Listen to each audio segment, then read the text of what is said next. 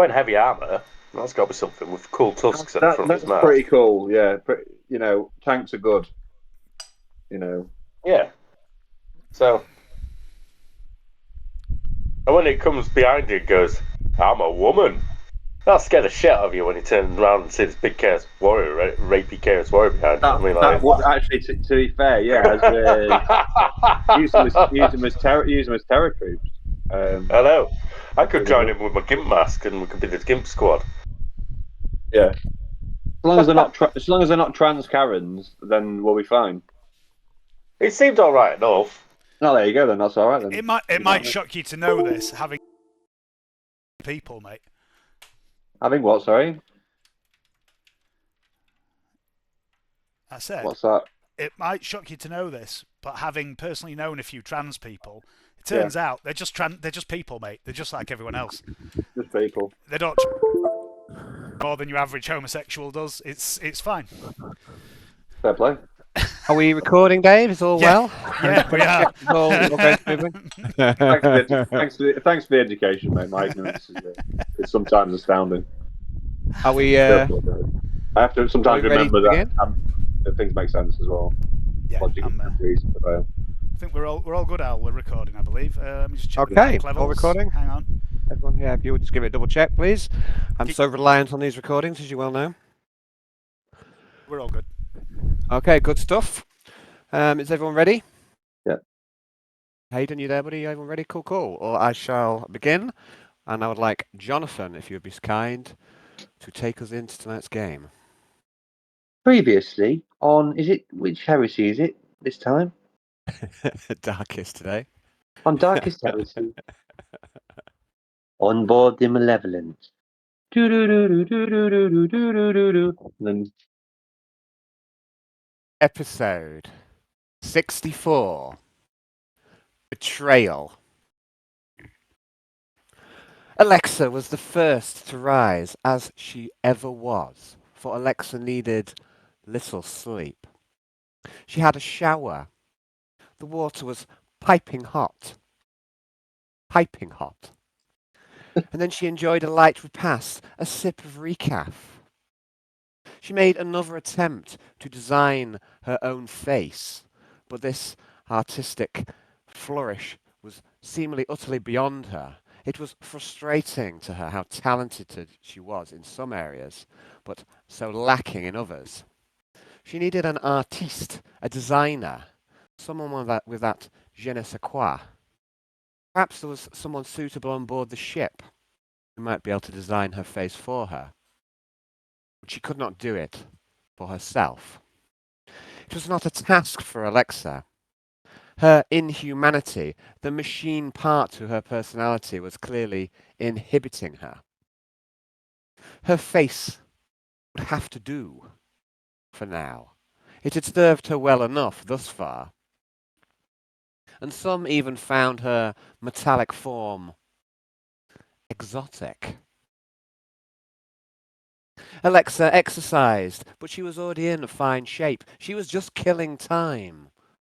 Wouldn't she act? Then she dismantled her las pistol. She toyed and she fiddled with it.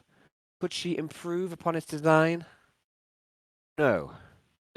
She had perfected it long ago. The las pistol was already operating at 99.99% efficiency. Where were her companions?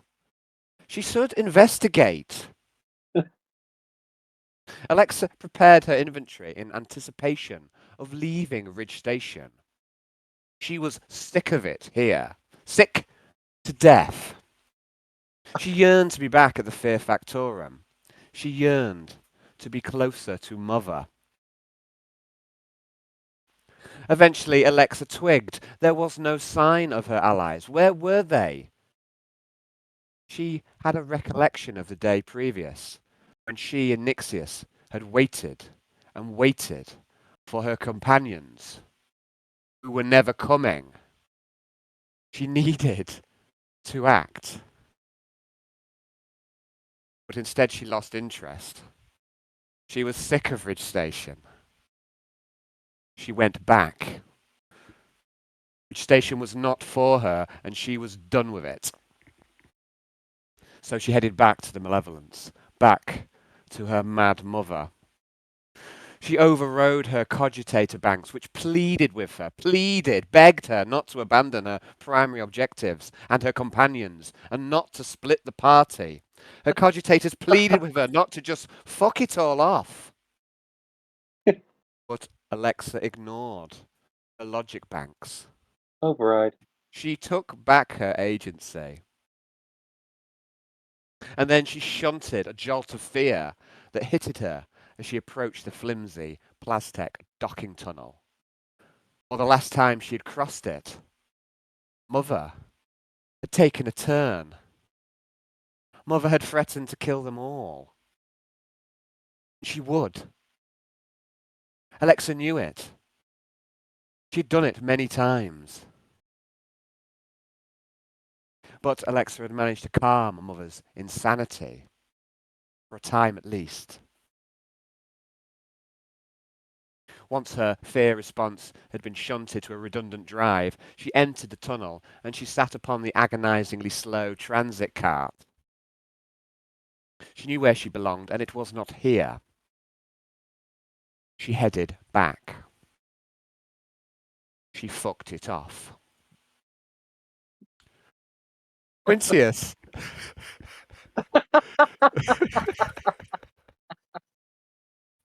Quintius was the next to rise. Quintius was the next to rise. One moment, please. He struggled to get dressed and tried in vain to contact Arnold, who was not answering his comms. And once he finally got his trousers the right way round, eventually, he wanted to knock on Arnold's door. Arnold was rising high. He had battled a glorious fight against the orcs and mercenaries and station authority, and he had prevailed for the most part. His blood boiled, and so did Athena's. She was a warrior woman, a stormtrooper, and she had battled at his side. She had taken a blow from Drong, a gargantuan orc, and stood still. And despite her face being a mass of bruises, Arnold was bewitched. Athena had earned his respect. She was a worthy mate. And they spent their whole evening and whole night enjoying life as only those who have faced battle and death and lived can. Yeah, that's the first time Arnold's ever done it with someone in this whole game. There was little sleep, if any, to be had. You did have a soft porn section with Alexa, though, if I recall. But, well, was drying ourselves and getting up at the floor. Arnold and little Arnold greeted Quintius at the little. door. They discussed matters. Quintius was only a little snarky at the fact that Arnold was fucking his fake wife. Fenrisian needed a little more time. He wasn't quite done yet, and Athena was quite insistent. Just 15 more minutes. That would be enough. Arnold successfully avoided shutting little Arnold in the door, and he went back to his bed. Quintius could hear sounds from their room when he walked away, like two bears fighting. Quintius next went to Nixius's door, and the door was slightly ajar, and acting Captain Quintius crept in. But all that was in that room was Nixius's servo skull, his datapad, and his comm bead. Strange. He had left a note upon the datapad. Everybody be cool, this is a robbery. I'll keep this short. The ship is bent. It's probably self-aware, probably being the ship that's flushing people out the airlocks for shits and giggles. Alexa is up its arse. Maybe all the techies are. All the tech is compromised. I'm not hanging around or going back to that death trap and the rest of the mutant, cheese-eating, lizard-bumming freaks, only to wake up as a servitor one day. I've taken the rest of the creds to set up a new life in this arse end of the galaxy. I'm sorry, but if any of you fucks try to follow me, I'll execute every motherfucking last one of you. Motherfucker stole my fucking Kara! Screams Quintius. Fucking prick! Fucking hell! The one fucking true friend I had in this shithole arsehole end of the galaxy, and that Prixius has nicked my fucking cat monkey. Wanker! Betrayal. 40 millennia ago, Dante described the lowest circle of hell, the ninth circle. That is which is reserved for the betrayers. Clearly, Kara was not that much of a true friend after all. Or could it be that she had a keener sense of the ship and the rest of Cell 53 than Quintius did? Kara had hissed vehemently and repeatedly at both Arnold and Jeeves. It was clear that she could not stand either of them. She'd wounded Jeeves with her sharp claws and would have done the same to Arnold had her claws been able to penetrate his advanced armor. There was bad blood there. Perhaps Kara knew that getting away was the only choice, that she had to get away. Flushed down the loo. Or perhaps she was as fickle and selfish as the rest of her kind. Alexa had reached a midpoint within the docking tunnel, and a servo skull awaited her. It was Mother, and she was glad to see her daughter. Alexa wasn't like all the other daughters. Mother welcomed Alexa back to the Malevolence. She must never leave again without permission. Acting Captain Quintius Tarquinius Thespis III decided to try and squeeze a little more from Ridge Station. They still had a few creds and a little time, right? There might be some little bit of advantage left to get. So he and Arnold headed off. Vat-grown chicken. Finger-licking good. Compared to the nutrient paste, this was luxury indeed. Quintius checked the bank account. 0 credits. Prixius had rinsed them. He had taken the cash and the cat monkey. Betrayal. But on the positive side, he was the perfect fall guy for why the mission had not gone perfectly to plan. But would Lucius even care?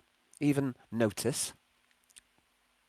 Arnold snatched the data slate. Quintius was going so slow. Arnold was new to tech and to reading, but he was a natural. Had they sold everything they could? Perhaps they could wrangle a few more credits yet. They could sell some orc teeth, some promethium from the reserves perhaps. Arnold comms in on Drong, but it did not go well, for a little bird had already informed Drong that they had gotten into bed with the squats. Betrayal. Drong would have let Arnold captain their ship. He was that good. But no orc could ever serve a stunty lover. He was a betrayer. They had to pick a side, and they had. And it was a pity for Arnold would have made the perfect captain for the Orc Raiders. He could have led their ship alongside the Malevolence, and what a force they would have made. But it was not to be, for they had sided with the Squat Kingdom, who could offer so much more. But Drong would never forgive Arnold. Enemies to allies to enemies again in the space of a day. Drong could never forgive betrayal. Two of them exchanged death threats and then moved on. Perhaps they would meet again. But what now? Their credits stolen, the orcs despised them, 2 of their companions had abandoned them. They had split the party. Nixius had broken cell 54 and then cell 53 in short succession. Quintius and Arnold were not so easily disheartened. Although Plan A and Plan B was clearly fucked, instead they went on to Plan C. They entered Ridge Station proper, but as soon as they arrived, Quintius was ambushed by 2 refugees. He had drunkenly promised to rescue them over a Ridge reboot, paying off their debts and to give them passage off of this forsaken place. And perhaps he had even meant it at the time. But the refugees' timing was poor. Quintius had even remembered their names, but he fobbed his devotees off with a simple lie. See, they sold the teeth at a lower price to the luxury traders of the Peace Makes Plenty, and they also offloaded one of Reptile's art collection. It was a strange piece that captivated Captain Francis Fandango, who had to have it, and who paid a handsome price. It would adorn the bedchamber of his quarters for the rest of his life. It was a deal, and they used their new wealth to buy chicken, a lot of chicken, from their new squat allies. They had managed to salvage the situation, and Nixius would make the perfect fall guy. And then the remnants of Cell 53 returned to the ship. They were glad to leave Ridge Station, and they survived the re-embarkment. Jagannatha wanted to see them immediately. The Magister was flanked by twin servo skulls and twin bodyguards as he sat at the head of a table. With him already were the Psychers Yarn and Courtney, and also the newly defrosted Commissar Yuri Shevchenko. Half a dozen inquisitorial guards stood sentry, and the room was etched in runes and sigils. That was new. Quintius immediately and without hesitation threw Nixius under the bus. You still there, guys? Everyone's frozen on my screen. Yep. Yeah, I can still hear you. Cool. Yeah, nice one. Good. Yeah, so Nixius, without hesitation, he immediately threw Nixius under the bus, and then he jumped in the bus, threw out the driver, took control, and reversed the bus over Nixius several times. Jagannatha didn't seem to care. He didn't even seem to be surprised at Roth's betrayal. Next was the matter of the killers. The Lizard Man and the Ripper had both struck again. 2 serial killers striking at will against the crew. Yuri and Courtney had been busy tracking the criminals, conducting interviews and autopsies. They were hot on the tail of the Ripper. Courtney and her pet data adept had systematically narrowed the list of suspects from over 8,000 to under just 200 of the ship's crew. Cletus, however, had given them the slip. He was like a ghost. It was a shiny jewel that led them to the Ripper, perhaps no more than polished glass. The Ripper had shoved it down the throat of one of the girls, a sick thing to even consider. Arnold had recognized it immediately. It was one of his shiny bits, looted from an orc that he had killed. It could be only Jeeves. The butler did it. Quintius felt responsible and decided that as acting captain that he should handle it. But Courtney countermanded his orders and deployed her personal squad of stormtroopers to arrest Jeeves and to bring him to her. Courtney hated this killer with a passion. Someone who would prey on defenseless women was an anathema to her. It was mutiny, such open disobedience to the chain of command. Betrayal, chaos. Jeeves was flung at Courtney's feet by members of Clam's team. Courtney asked, "Are you a murderer?" Jeeves admitted it all. He wasn't afraid. This was no life. He was proud of what he had done.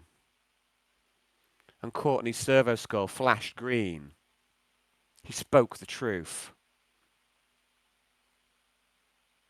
Quintius confronted his manservant. He was outraged. Had he not given Jeeves everything? His freedom? A chance at a new life? But the mask had slipped from Jeeves. He was the Ripper now, unashamed and jubilant. Part of him had wanted to be caught. He would do it all again. Quintius had given him nothing, Jeeves said, as he touched the intact slave collar that was around his neck, that had been around his neck for longer than he could remember. He would always be a slave. Another name to add to the list on this day of betrayal. They squabbled over his fate, and again there was direct countering of the acting captain's orders. Yarn decided. He had said nothing during the whole debriefing. He had just listened to the others.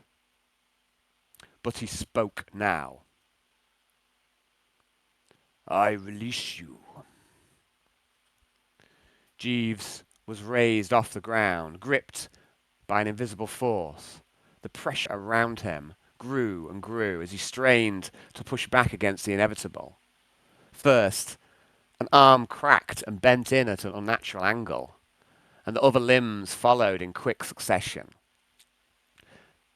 Jeeves was crushed by a psychic force beyond his capacity to defend. The Ripper was now little more than a mash of blood and bones, and only the slave collar, curiously still intact, was recognizable. It did not even detonate. The whole mess was dropped unceremoniously as the warp energy faded. Judge, jury, and executioner.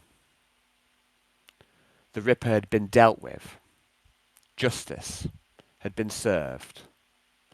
And those on board the ship are a little safer now. Quintius looked down at his betrayer's corpse. "See, you are free now," he said.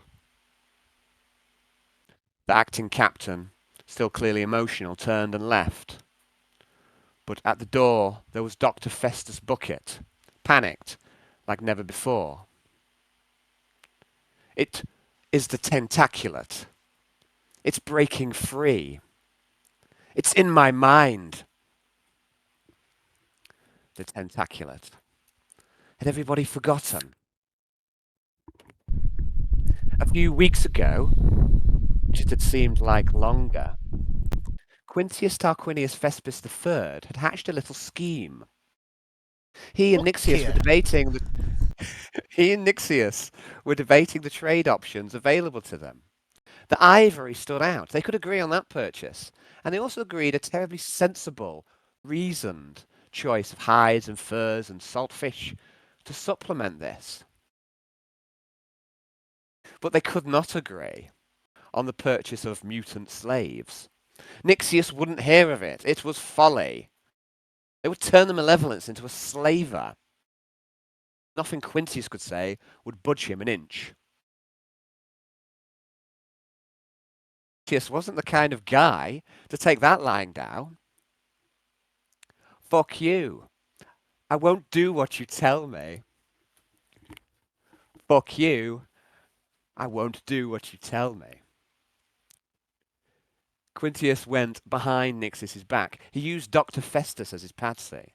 The doctor could use these mutants for his experiments, perhaps a way of counteracting the corrupting effect of the miasma. The doctor had a shopping list of genetic code he needed. He was like a child in a sweets shop, overwhelmed and elated. Quintius simply nudged him in the right direction. His direction. This ship was chaos.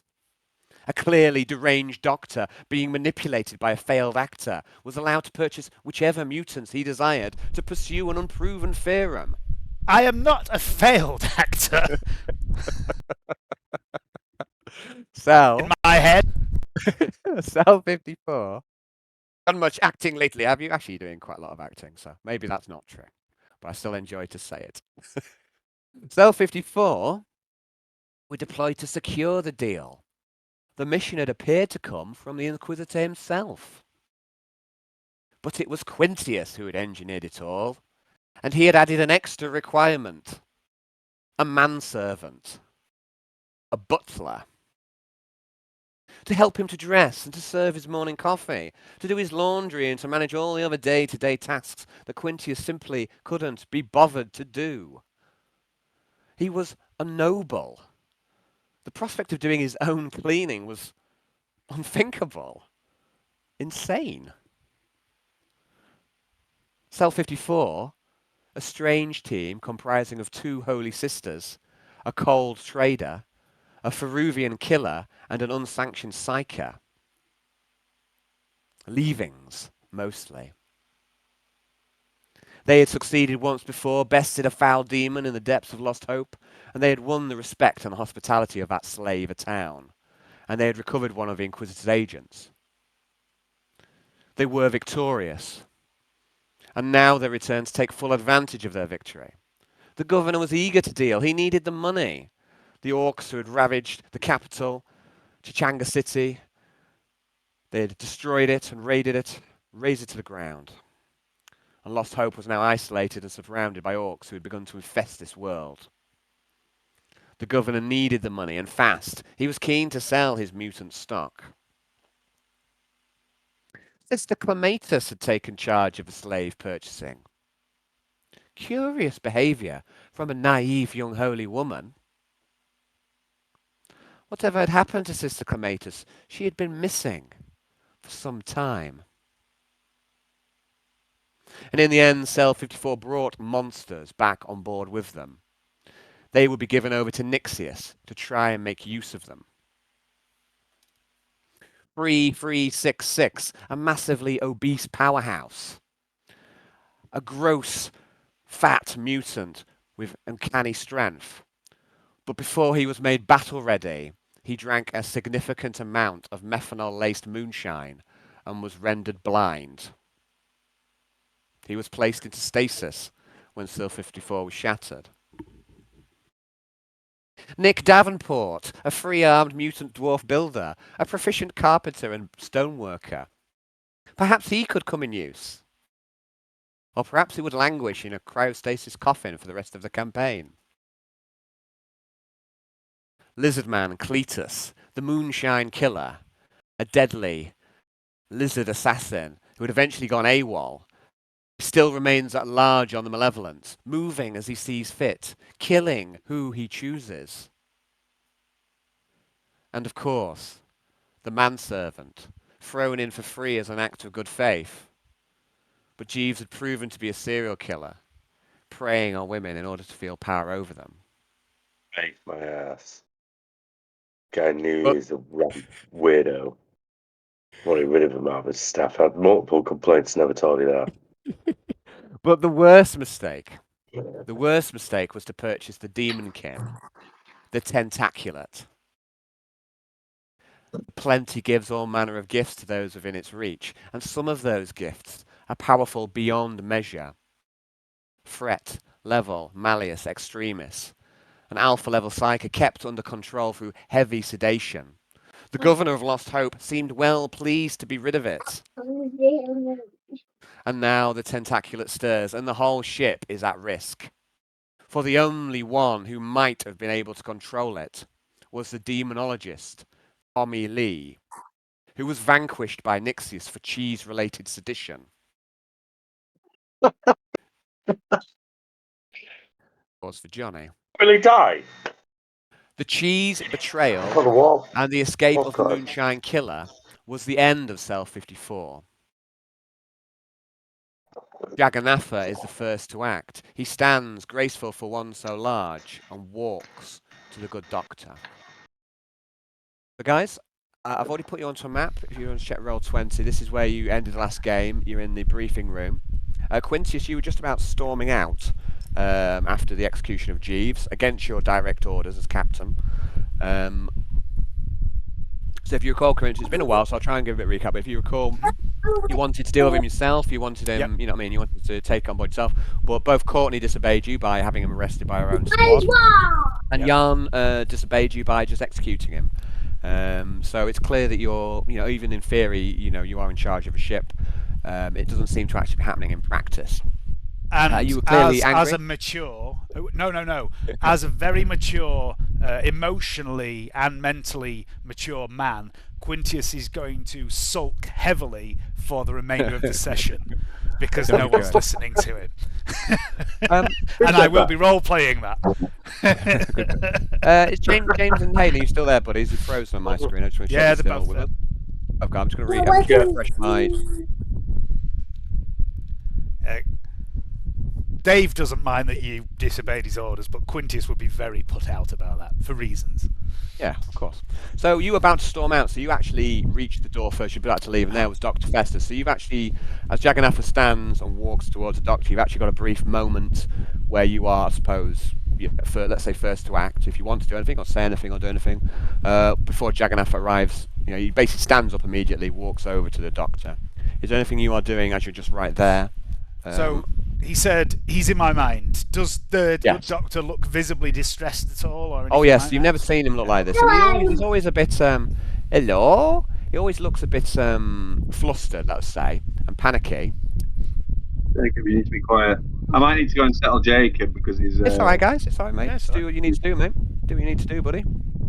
He's away. Let's get you settled. I'll give you a recap, mate. Are you my dad's best friend? Yeah.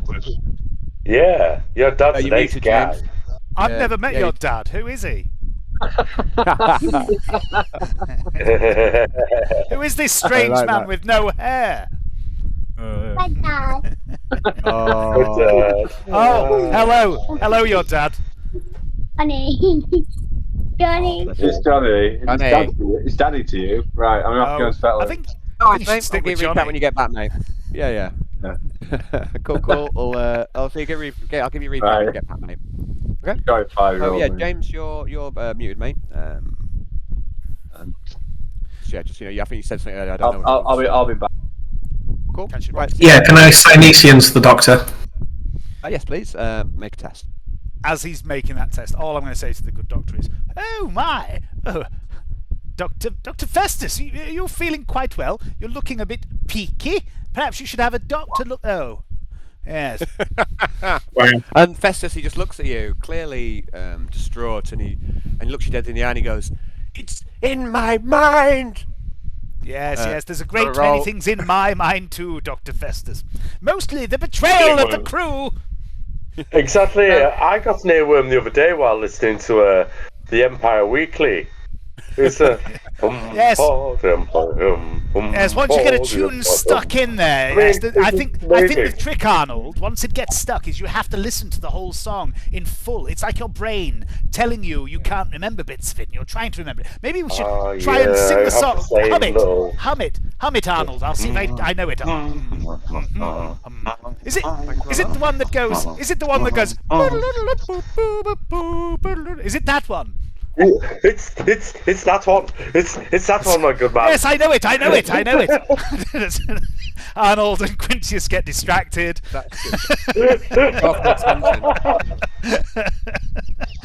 So, James, I broke you from sucking in the corner straight away, Dave. He's not mad at Arnold. Jan, you focus your senses upon the good doctor, and it's clear to you that he's under some sort of influence.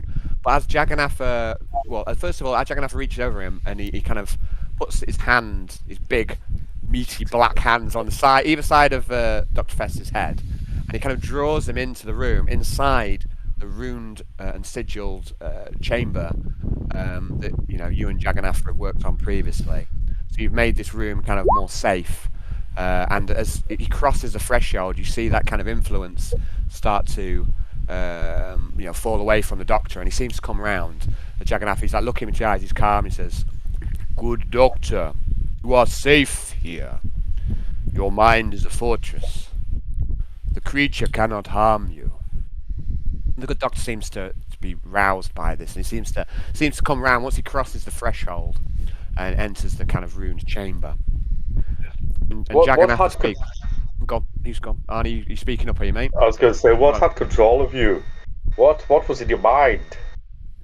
The doctor goes, It's the mutant, the Tentaculat. It's too powerful. We tried to keep it contained. We tried to keep it sedated in a cryo coffin, but it's getting free. It's been making itself Where is more it? and more. Well, yes.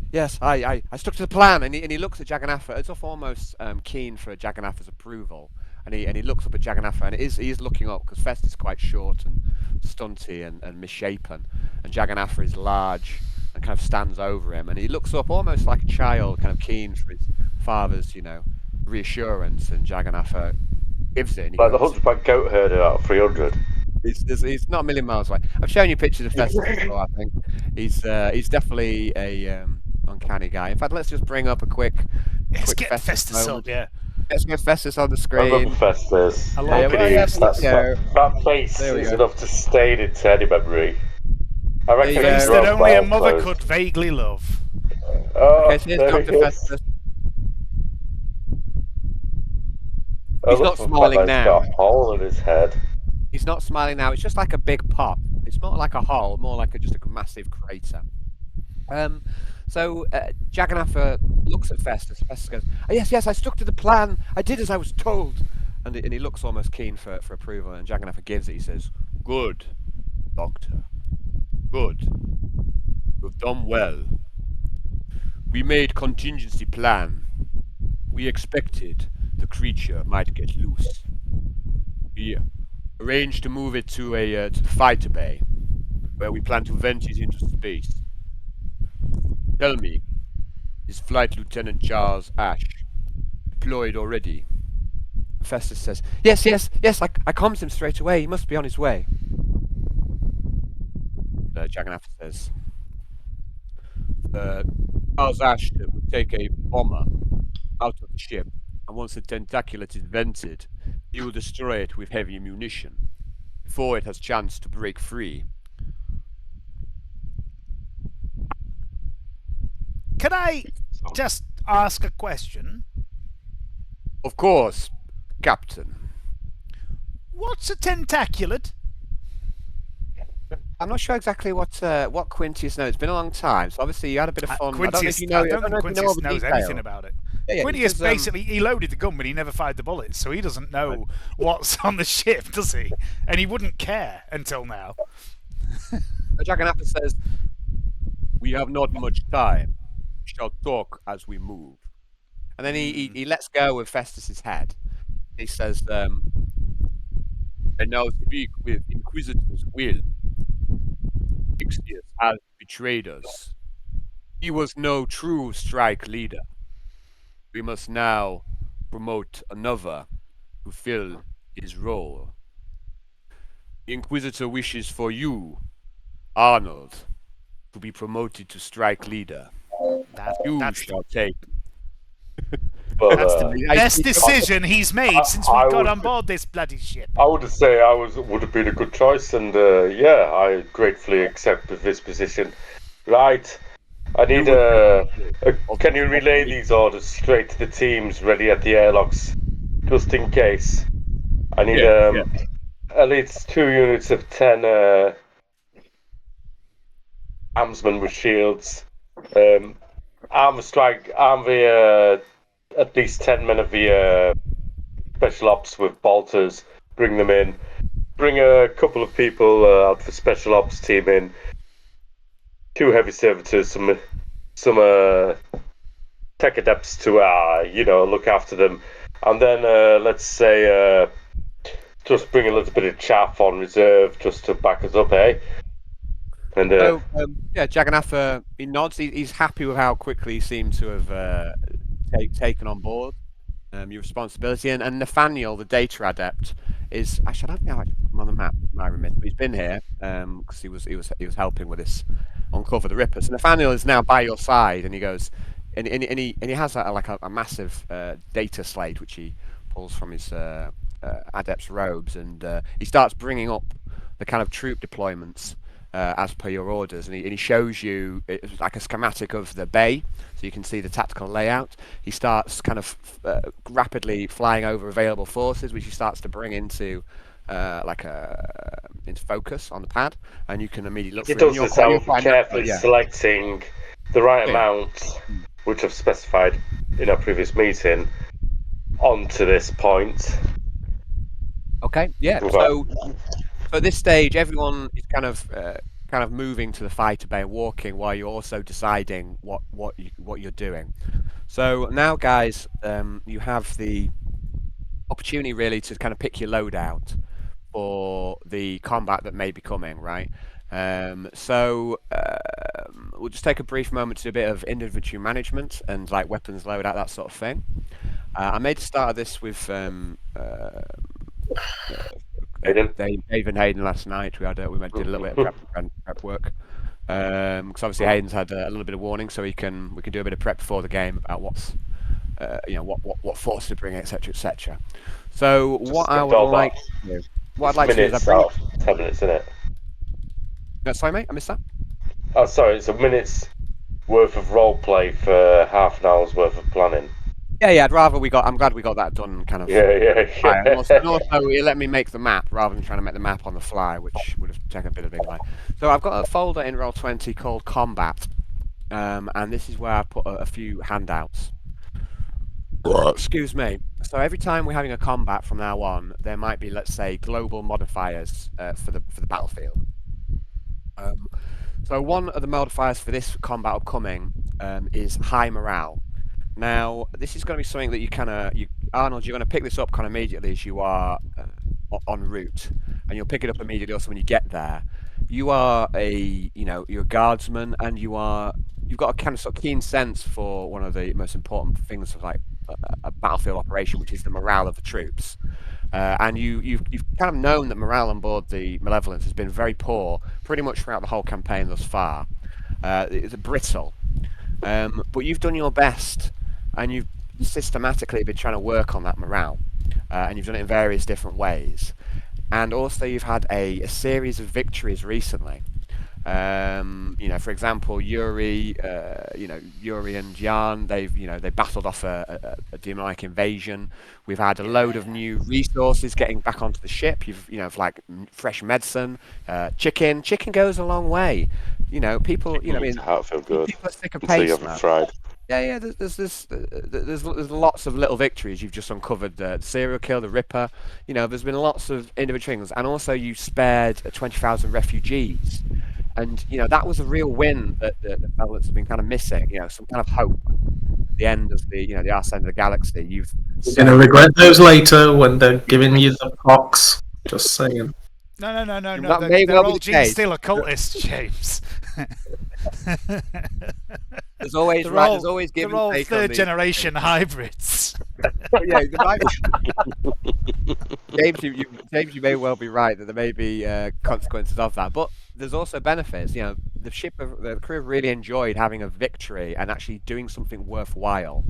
And you've saved 20,000 souls, and there's been a series of victories. So I have a little tracker of morale. It's available on one of the handouts, but like every time you do certain actions, the morale might go up and down, as does the corruption, the faith, the hull integrity. So the ship has various stats, and the morale has been ticking up and ticking up. So from now on, while the morale is still high, any sort of encounters on board the ship will have this high morale modifier. I've also put some handouts into the combat section, which is basically weaponry. So you've bought a bolter armory. That was one of your big ticket items. So in the bolter armory handout, there's some special, basically lists what you can draw upon. And there's some very special items that are in there. So there's one legendary bolt pistol. There are 2 mastercrafted bolt pistols, 2 mastercrafted bolt guns, and 2 mastercrafted heavy bolters. You have a whole fuck ton of bolt pistols, bolt guns, and heavy bolters, and also some Vulcan mega bolters, which are sort of ship. They can be used on the interceptors, who also needed a weapon upgrade. Can Arnie carry a Vulcan Mega Bolter? No, it's you a cannot weapon. carry It's a vehicle weapon. It's designed. Yeah, It's I'm designed. just thinking because of his almost supernaturally strong. You are not- naturally strong, mate. It's not just an not practical. actual wieldable weapon, is it? It's a weapon. I know what you're saying. It is a vehicle mounted weapon, but it would be hilarious to have a battery pack strapped to his fat back and holding a vehicle weapon with pilot's cup. It's a heavy tank weapon. Titan weapon, isn't it? A Vulcan Mega Bolter. Yeah, I mean they're definitely they're kind of like that's where they first showed the face on that old Titan game. What was that? The epic sort of thing where you bought them 6 Titan packs with the void shields in the base, the void shield counter. I fucking love that game. But yeah, but anyway, that's kind of like a heavy. Sorry, what's that mean? I said they still exist in Legions Imperialis. Still get the old Vulcan Mega Bolter. Yeah, this is basically how I've want this to be is like a sort of a weapon that's deployable on the interceptors. That's kind of why you've brought them to give an upgrade to your fighters. So I think they're using autocannons previous. So yes, you've got the bolter armory to draw upon. Now a few of you have taken bolt efficiency. So yeah, there's those kind of special items to be divvied up if you want to use them. There's also I've taken is one of the heavy bolters, the mass-crafted ones, and at least 500 ammo. Yeah. Well, so what? So let's see. So I think Courtney, you might want one of the mass-crafted bolt guns. Is that right? Yeah, definitely. You just got bolt proficiency. Yeah. Dave, you've taken bolt gun. Yeah, it's a Hayden's bolt got gun, heavy not bolter. bolt pistol. Yeah, cool. Yeah. So I don't know if there's anyone else. Dave, you had some interest in the bolt pistols. I don't know if there's anyone else or any other character who might want the bolt pistols. So Johnny's got the bolt gun. Have we got any hand flamers? Well, let's have a look. There might be some somewhere. Let me have a little look. This is all this in a minute is the bolter armory. So that's the big ticket item you bought for squads. Excuse me, I'll check for hand flamers. I don't know if there's any kicking. No, Cletus used to have one, did he? Oh, I don't know. Cletus maybe had one. There may be one kicking around somewhere. Yeah. Let me have a little look. I'll see what I can find. Cletus is still with him. Oh no, he got it taken off him, didn't he? Yeah, I think you left your weapons behind when you went AWOL. Yeah, so I think there's at least one. Has some in the stars. There'll be some in the stars then. Yeah, there might be some in the armory. I'll have a little look. Let me. But yeah, I would think so, Johnny, because I know you would like one of those as well. But I'll have to have a little look into that, just double check. So yes, I've done a few handouts.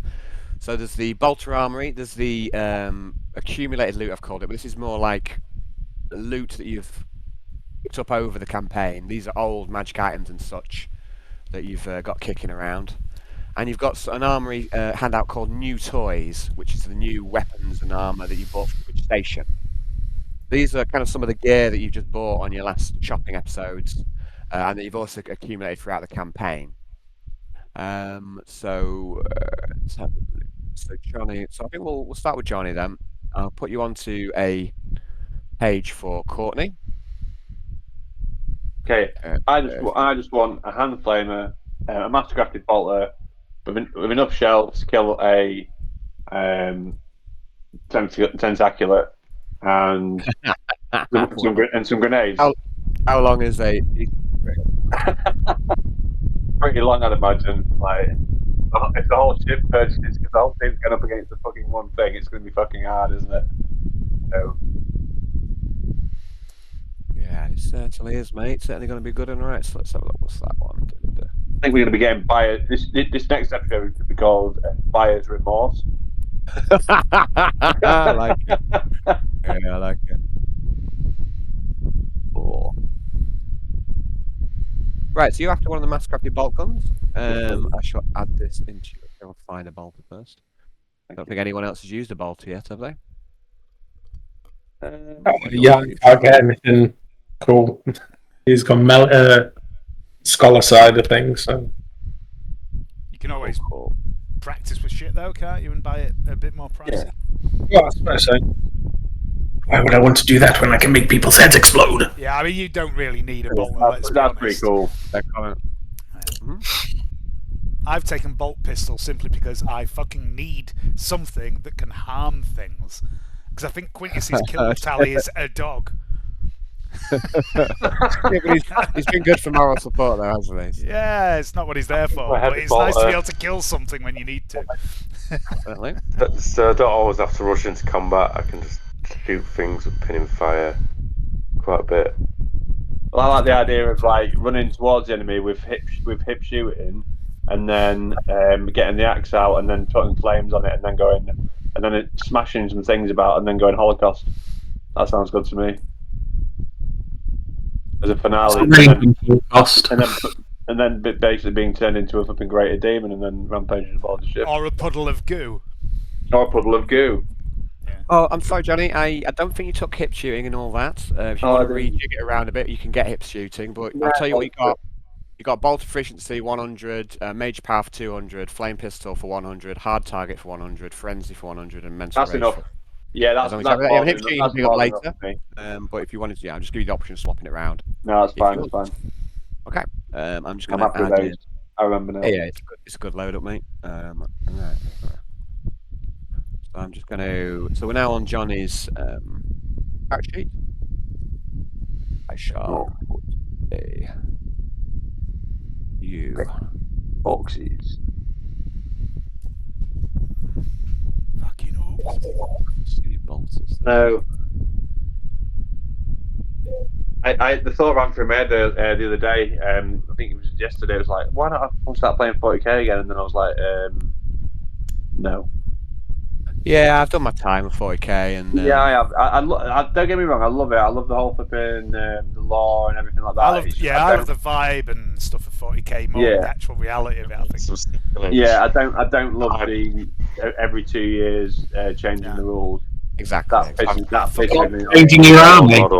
I really don't like. If your army becomes obsolete and then you have to buy a third or whatever.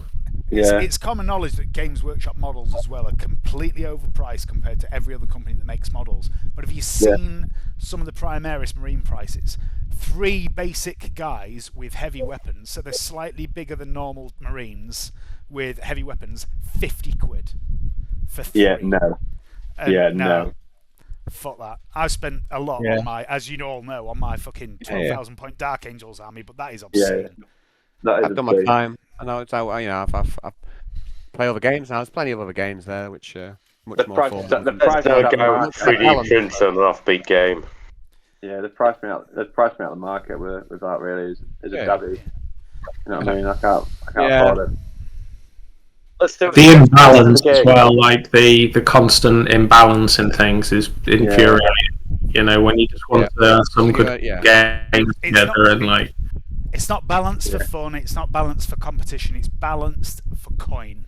It's balanced to sell models, which is just shit. Yeah. Okay, Johnny, so I'm adding a mastercrafted bolter to your inventory. I suppose you want to name your mastercrafted bolter. You don't have to, it's just... Jeeves. Maybe.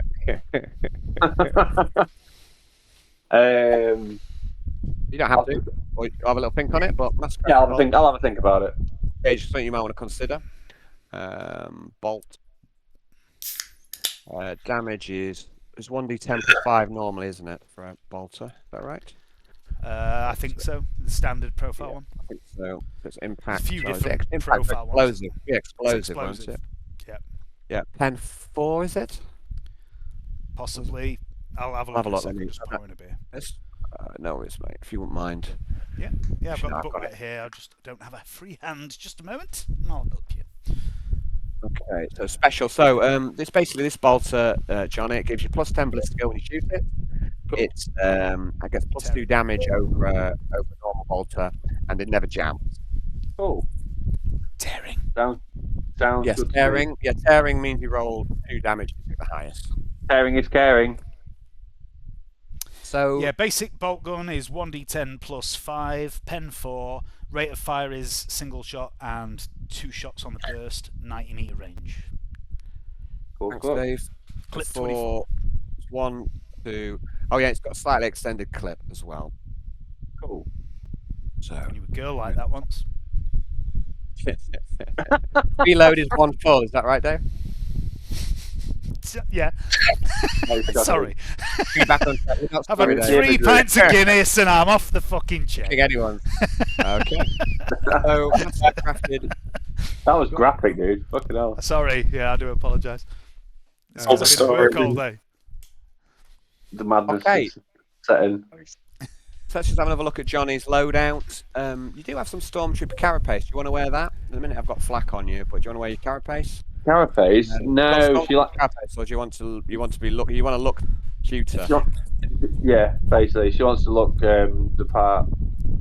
So the minute, Johnny, I've got you wearing a body glove. I think you got like flak armor. But yeah, you're wearing a body glove and boots. Yeah, black So it's more, jacket like, stylistic, and a military type cap, but not an officer's cap, just a imperial cap.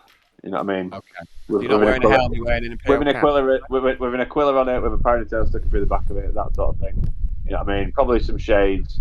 You know what I mean? Nice. That's her style. You know what I mean? I'm picturing a robotic Sarah Connor. Yeah, yeah. That's exactly what I was picturing. Yeah. Yeah. Think Sarah Connor.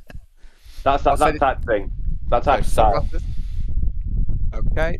Sunglasses. Bigger I'm sure you can look on sunglasses somewhere. Basically, yeah. Like a Which can be made bigger or smaller at will.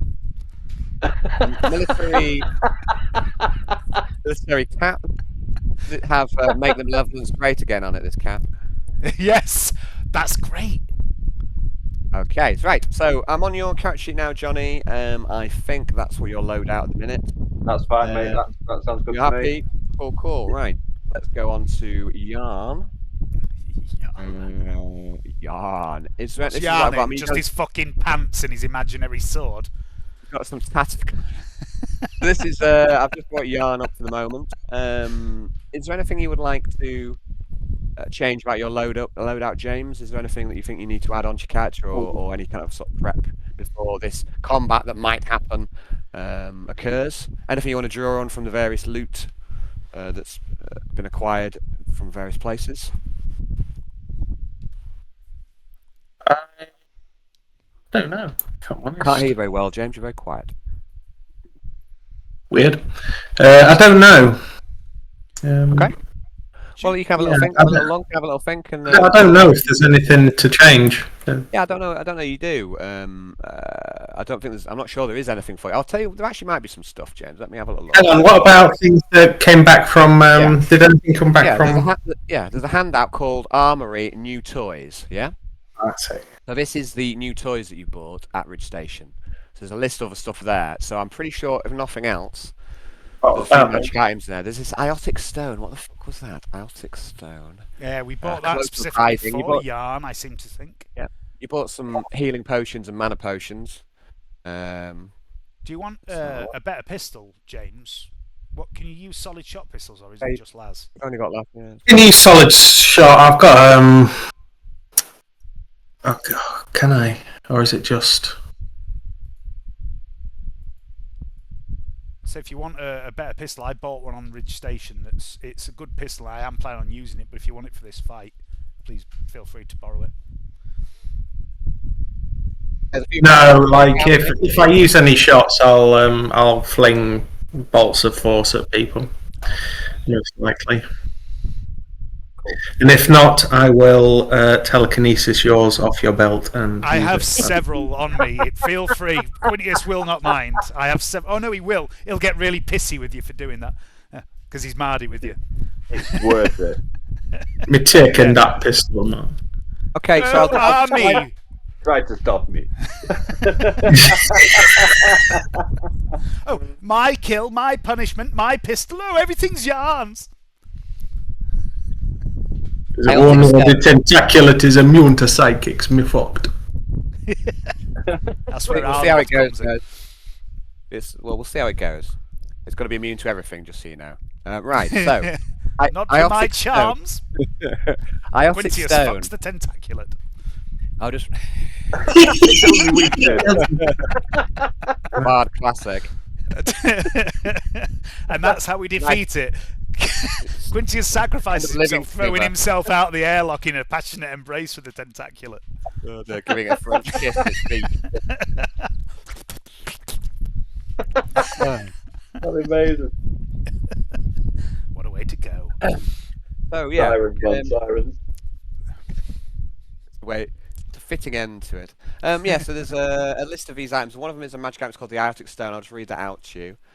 It's this spherical stone, like an orb, let's say, that you can activate it. It'll give 20 wounds for 1 hour. So the stone's a dull orange colour with black lines, and and it gives off a gentle heat that never seems to cool. So when you activate it, it gives 20 wounds, like temporary wound buff, and it has five uses. So every time you use it, the black lines become larger, and after 5 uses, the stone will be completely expended. So you've got 5. So you could, that I don't know who might want that. Could be Yarn. But yeah, but it'd be useful for anyone really in a number of situations. Is like a temporary wound buff. So that's one example of one of the items you bought on Ridge Station. You brought back with you. But there's other bits and bobs in there. Oh yeah, that's why he wanted it, because it was good for healing up. It's going to you're toe with demons. Quite an upfront guy as well. Yeah. So yeah. I mean, I think that's perfect for you because you're going to get stuck in, I imagine, with your imaginary sword friend. So you want something that can keep you alive, don't you? I think that's a good call for you. Or Arnold, I would say one of the two. But Arnold's got quite a lot of resistance as it is, hasn't he? I think he's quite tough. He's got a lot of armour and toughness and wounds. There's fucking new toys. Where am I missing? So a new registration. No, it's right at the top in the journal. What was Hayden? In a thing called Combat. I hope we can keep him on board for this because I put him in charge, so I hope you don't go to sleep, Hayden. He just went to. I think he's just gone into the house for some reason. I saw him. Yeah, he's in the house. A few minutes ago. Yeah, I see that. But yeah. All right, there we go. So this is like a which item? We're adding the Arctic Stone to Yarn's inventory, is that right? I have no objection to Yarn taking that. I think it'll suit him very well, both thematically and rules.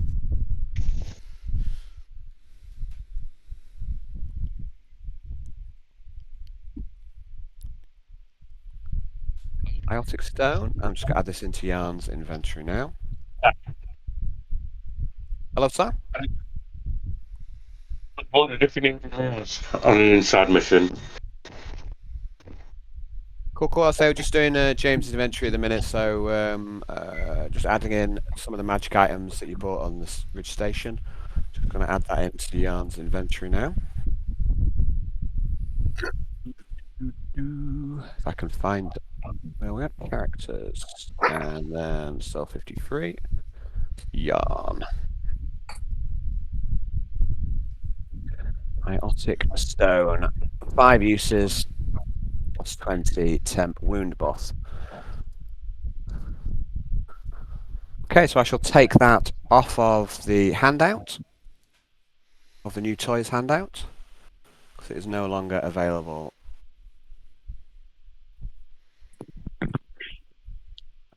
Okay, so is there anyone else who wants any of the items that you've purchased at Ridge Station? Again, as you're walking towards the fighter bay, Nathaniel is there with his data pad. He's kind of organising, let's say, the logistics, transferring gear, getting you kind of ready. So gear will be ready for you when you get there. So is there anything else on any of the loot that anyone wants bringing in before we get to the next part of the episode? So. Did we not get any better mesh or anything? No, we didn't get any armour, did we? Wasn't much armour to be seen. There wasn't a huge amount available. There was some, but I'm not sure if you bought it. But yeah, there wasn't much. I don't think there's much that's better than mesh. There's maybe some carapace floating around. Oh, thank you. My love.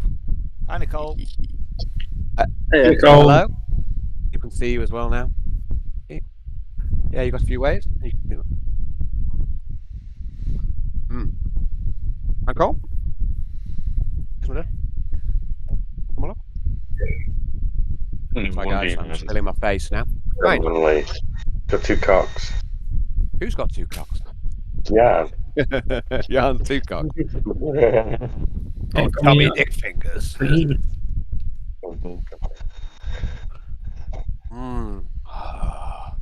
sweet kebab.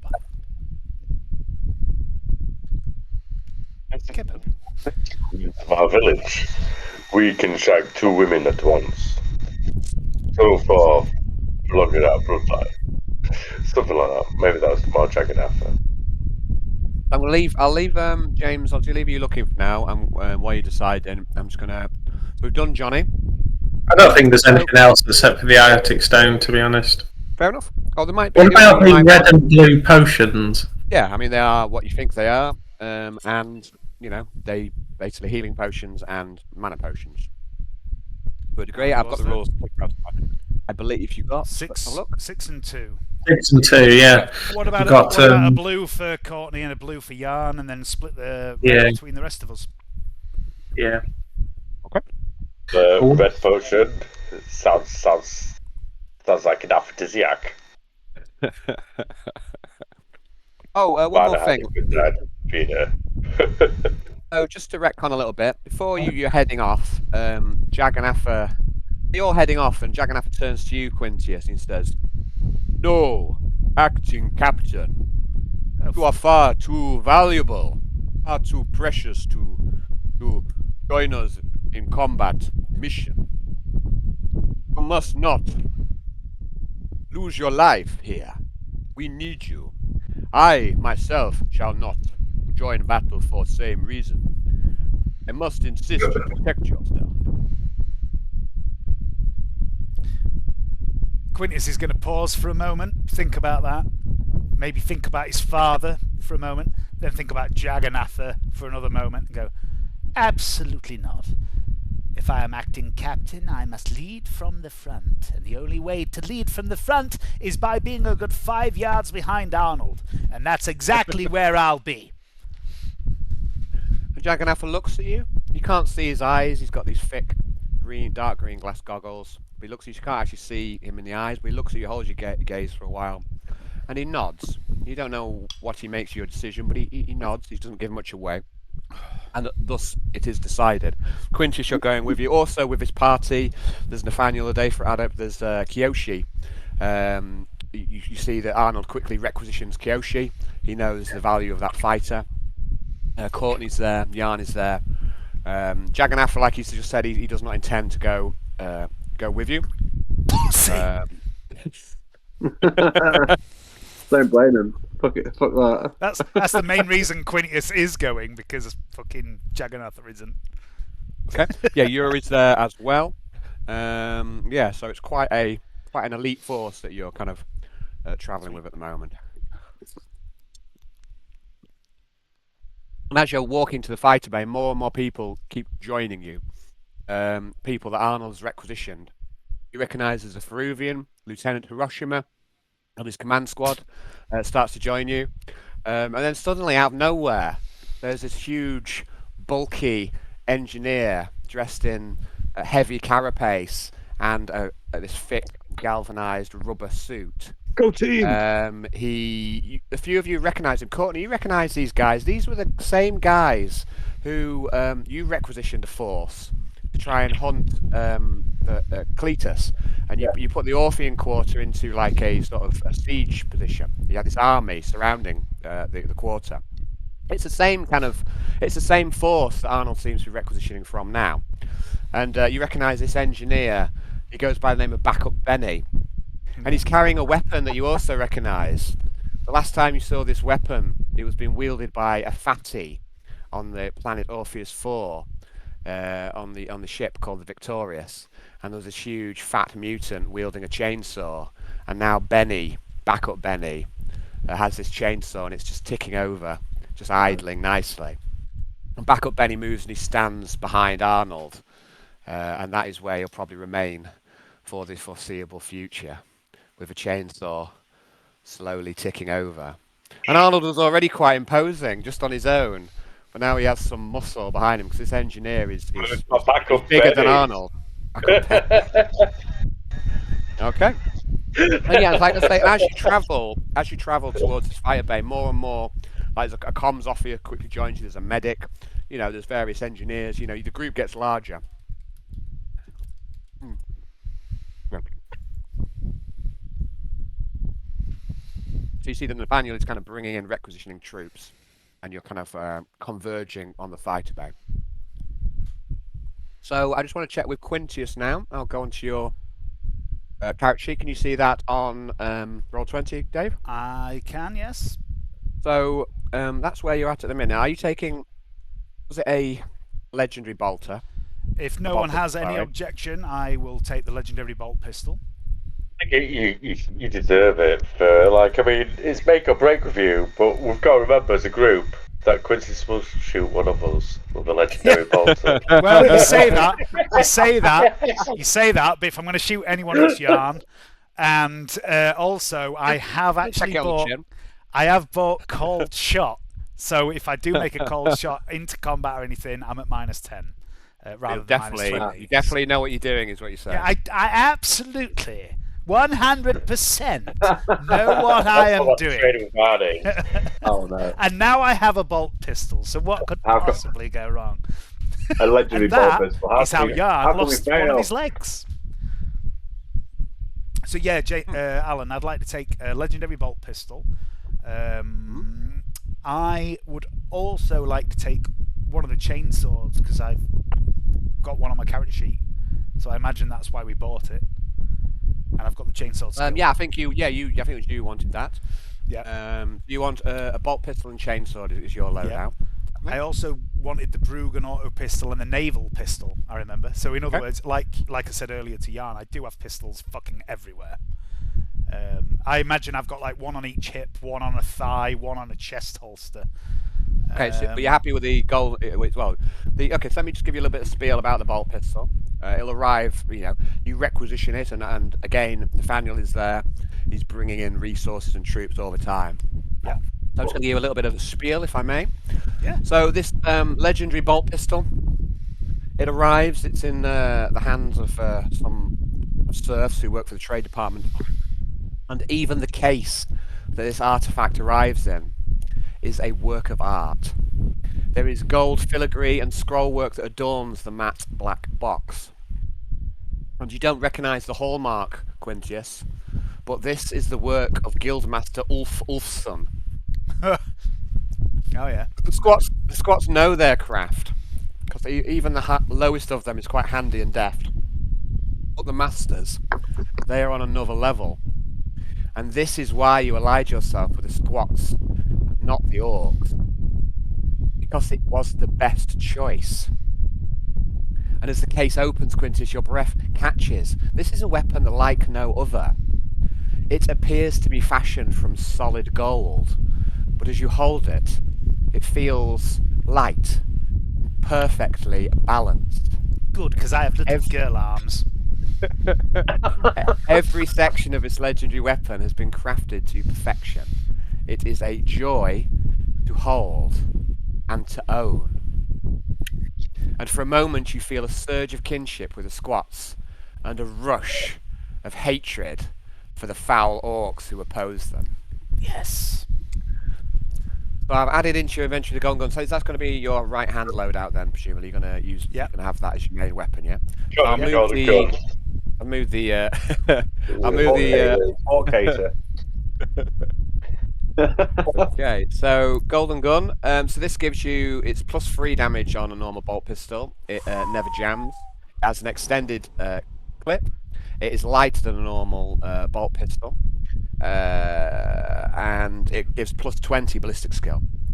In addition, it gives you, whilst you're wielding it, hatred of orcs, and it does an additional +5 damage to orcs. I could have done with that. Nice. Well, it's not. Well, that's the thing. These items are not necessarily have to belong to any one person. Yeah. I mean, don't get me wrong. They are. You need to be able to. All right, I've got my path. I can't use it. I've got my path. I don't want anyone feeling, oh, I'm getting left out with this, and I want this. It's just like. I just didn't realise how cool it was. Yeah. Quintius will cling to that with both hands, but Dave would happily let you use it. Exactly. I want everyone. Obviously, it's a shared game, and I don't want anyone to feel left out. You know what I mean? So. If no one else is going to take... Then again, Arnold, don't you have a you've good got the enough axe. weapon? Aren't you fucking happy? You want more? And a heavy bolter. Yeah, if no one else... Not enough. No, it's not just a heavy bolt, Dave. I know what you mean. It's mastercrafted. On that note, heavy bolter. If no one else is going to take... and camo cover. If no one else is going to take... bolter will slay 16 cultists per half second. if no one else is going to take a bolt pistol, does anyone mind if I also take a master-crafted bolt pistol on Quintius? Because I can dual wield those fuckers. I've got no. There are 2 bolt pistols available, master-crafted. Yeah, I'm not gonna keep it. I just want it for this fight. I'm gonna take a master-crafted bolt pistol for this fight as well if I can, Alan, just to be ridiculous. Yeah. So I've got 5 pistols on me, I think now. Okay, so I'm not going to add all your pistols into your inventory, but I will put the master-crafted bolt pistol. Would you like to name it, Dave? It's bad luck not to name your weapon. Yeah, the legendary one. The legendary one already has a name. It's the golden gun. Yeah, I will name the master-crafted one. I will name it Laura. You're crazy. Right. I've already got on my character sheet, Al, the naval pistol and the auto pistol, the Bruggen pattern one that I bought. So that pistol comes out your belly button? No, not yet. No, I haven't advanced that far. So at the moment, in my head, I've got the naval pistol on one hip, the Bruggen auto pistol on the other hip, a bolt pistol on each thigh, and on my chest I've got the articulator pattern and a chainsaw on my belt. I am armed to the teeth. Very good. Wow. Right, so have you got would you do me a favour and write these into your... Would you be able to do this and write these into your sheet yes. as well? Just a second. Good. Save me a job. Right, so, and also adding a chainsaw. I think someone who's got a chainsaw already. Yuri, is it? Yeah, Yuri's got a chainsaw. I've got the chainsaw profile on my character sheet already. Cool. Yeah, I'm just going to put it onto your actual character sheet, let's say. Okay. I'll move the monoknife out. I'll put the chainsaw in. There goes. That's the chainsaw. Yeah. So that's what I've got as your loadout at the minute in terms of what you've got on your character sheet. Huh? Oh, you can see this now. Can I ask that Laura is in my left hand and chainsaw is in my inventory? I'm going in with 2 bolt pistols. Yeah.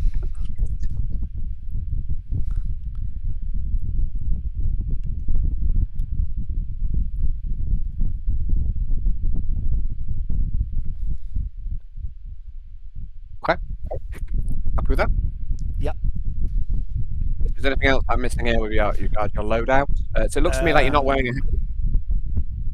No, I'm putting on my flak helm. Okay. And I think that's it.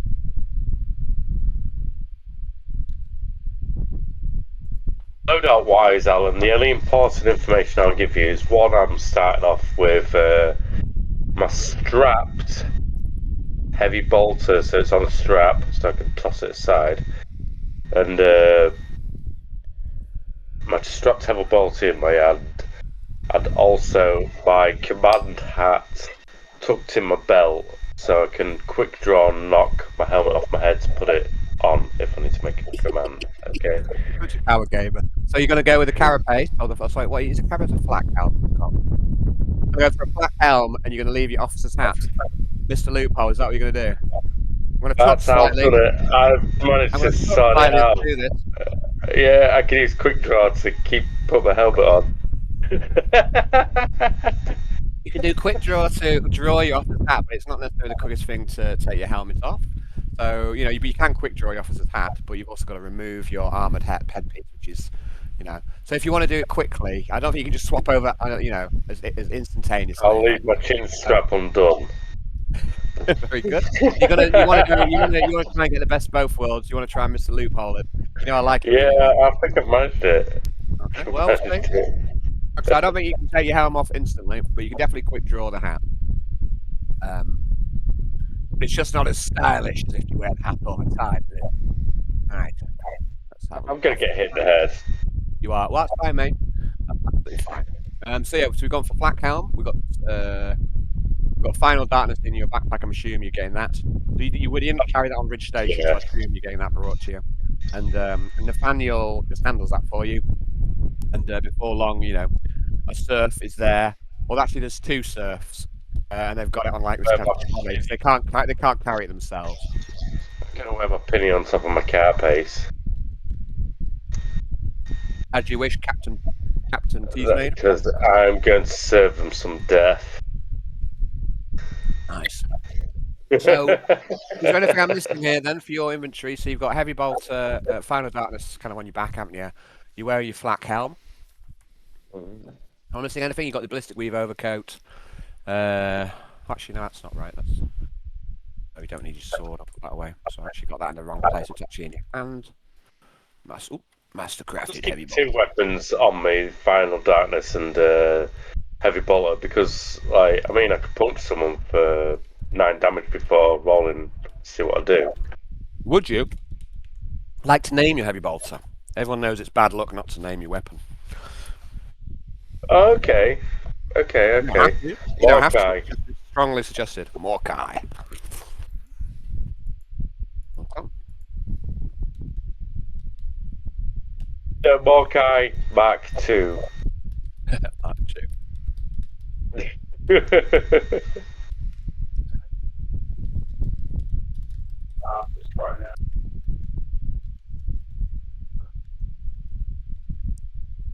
Okay, so then we had potion loadout is 1 mana pot for both psychers, and then we've got 1 healing pot for everyone, really, pretty much. So I think for all the characters, and then maybe both Dave's NPCs. Is that 1 healing pot? I would probably not take 1. I don't want to use them on the NPCs, to be honest. I'd rather save them for other people. Fair enough. So 1 each, and I'm going to keep 2. Yeah. Is anyone going to take a medikit? You have a medic with you. It's one of the Feruvians. Arnold has foreseen that you'll need a medic, and he's right. And he's brought in a med team with him and the command squad. Can we requisition some body bags for afterwards as well, please? Very good. I'm going to requisition a medipack for myself, actually, from supplies. Just for this mission. I'm going to use my military. Get that. Have we got stims? So one of the big ticket items you bought on Ridge Station was Advanced Medicine. Yeah. So you can get in, like I say, medpack stims. That's sort of readily available item now because of what you purchased on the station. Okay. And it's going to put you every sort of character player a stim, as well as a few main backup characters. Okay, so you're going to be handing out all backup, not normal troops, but backup characters and main characters all get stim free from the medic pool. But we only get 1. That's all you get. Okay, so you're handing out some stims. I mean, they are, you're not a limitless prize, but you've actually got a sort of massive surplus. And you've also got a load of precursors, which allows the doctor to make more meds, depending on what he uses up. So like I say, that's one of the big ticket items, one of the pricey items. The 2 big ticket items you bought was the Bolter Armory and the Advanced Medicine, which are both very sensible picks.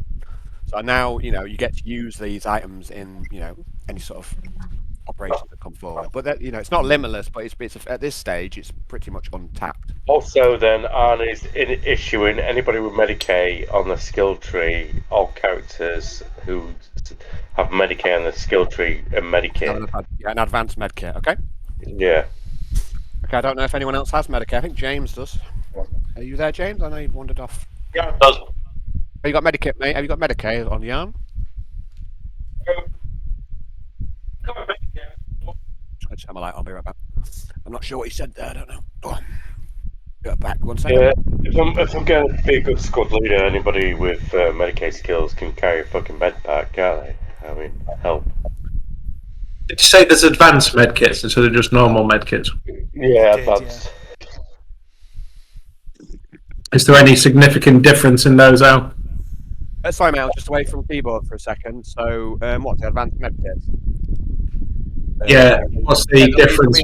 I'm not exactly sure. I've not worked on that yet, but they will be better than a standard med kit. I will have to just kind of work out exactly what that means in practice when we get to it, but they will be better than standard. So we'll I'll take I don't even know what. Al, you could use if it's advanced medicine, you could use, like you've got the tearing roll where you get to re-roll. You could do that and pick the highest.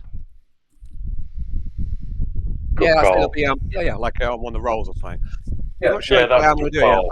I'll maybe have a little think about that, but let's see if it comes up in tonight's game. If I've got a little time to work on it, but I might just do it on the fly. But I'm not exactly sure how it's going to be better as yet. But it will be an upgrade on any medkit you've had thus far. Okay.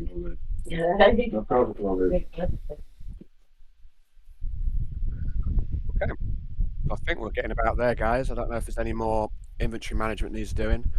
I need a couple of things. Okay, just one sec. What is that?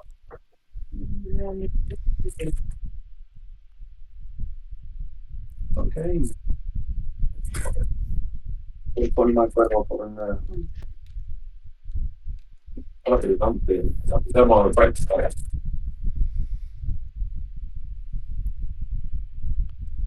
Bakery though. Right? Yeah, I'm bakery though. No, thank you. I'm not hungry at the moment. Can you say more? Can't hear you all of a sudden. Okay, what about bit? Hello. Sorry, I lost my comms there for a second. I don't know why. Yeah, can hear you now. Cool. Thank you. Bye. I can see myself. Love you. Thank you. Excuse me. Okay now. Right then. How do we get out of here?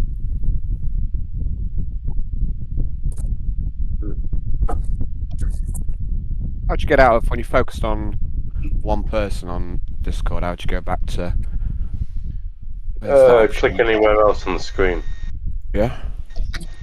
Don't seem to be having it. Anyway, I'll. So, Dave, then, did you say you had a few bits left to do on your inventory management, mate? Yeah, just really quick stuff. Okay. One of the things, I need the rules for the bolt guns, the bolt pistols. So, the mastercrafted, what does that do in addition to a normal bolt pistol? So it's plus 20 ballistic skill. 20 on the mastercrafted. Oh no, sorry, on the legendary. For the mastercrafted, it's plus 10. Yeah. It's plus 2 damage and it never jams. Plus 2 damage, never jams. 1 second, never jams. Never James. That's not what I meant to put.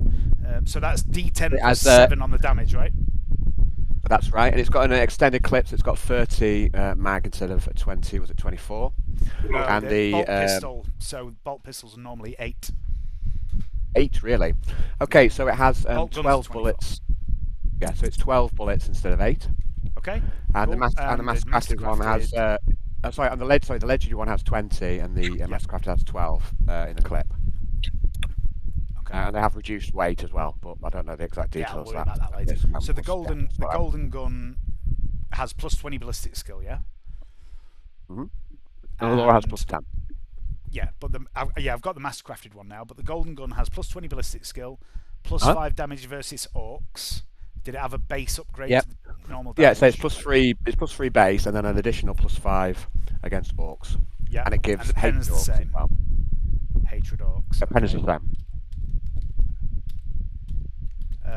Yeah, I think I'm good with that. One final thing, if no one objects, the only other thing I wanted to do inventory-wise, Al, was there is a power sword.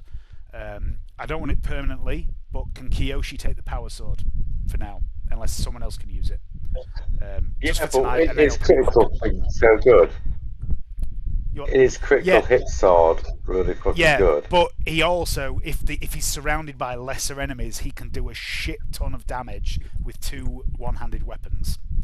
And a power sword really boosts him on that. Arnold's in command, so Kiyoshi comes to you, Arnold, and stands by your side. Jagannatha has deployed his own bodyguard. He's relinquished him to you. Kiyoshi, what are you saying to Arnold? Give me that power sword. basically, Arnie. Basically, Hayden, there's two ways Kiyoshi can fight. One is with his big two-handed katana, which is great at single target damage. But if he gets in a fight with a lot of little plebs, he's really, really handy with two one-handed weapons. And if one of those weapons is a power sword, that's even better. Annie looks Kiyoshi up and down and goes, well, go grab it then. Go take what you want, Kiyoshi. You are a valued member. In fact, Kiyoshi, stop right there. What? You see him asking, and he's already got the sword in his hands. Yeah, I'm not going to take it permanently because someone else might want a power sword. But if we're going up against something nasty and no one else is using it, Kiyoshi may as well have it because he can. Yeah, Kiyoshi, you're sword master, so the best person to have a powerful sword would be you. Go for it. It's okay. No final darkness, but it might be someone's final sunshine. It's also no Kazushini, but you never know, do you? You never know. Yeah, a good dual wielder can do a lot of damage to a lot of targets if it rolls well. But yeah, we'll see what happens. Okay, guys. Yeah. Have you all picked your gear, your loadout? Is everyone happy? Yep. Is there anything else that needs to be said before we move on? Yep. Nope. Got 3 weapons. Okay. I'm just gonna have the meat hammer with me. Meat just hammer. In case. That's darker, isn't it? Wrong game. You mean the heavy bolt? Meat hammers. Yeah, meat hammers in Dave's game, not mine. I know it gets passed around. a bit. That shotgun, but it's not been passed out this way as well. I love the idea that everyone's touched the meat hammer. Everyone's on a go on meat hammer. Should have the same stats and be existent in this game for future reference. So I'm happy with my meat hammer in this game as well, aren't I? It's just too. You've got to drop meat hammer in this game. I mean, it's got to pass quietly and here's meat hammer being mentioned in the right universe and raise an eyebrow. What's that? You could just say it's meat hammer pattern. It's an official weapon now. It's in the Inquisitor's handbook. Mm-hmm. The Inquisitor's handbook. No. Okay, so I'm just going to polish off the last of this kebab. And then. That's what you call it nowadays.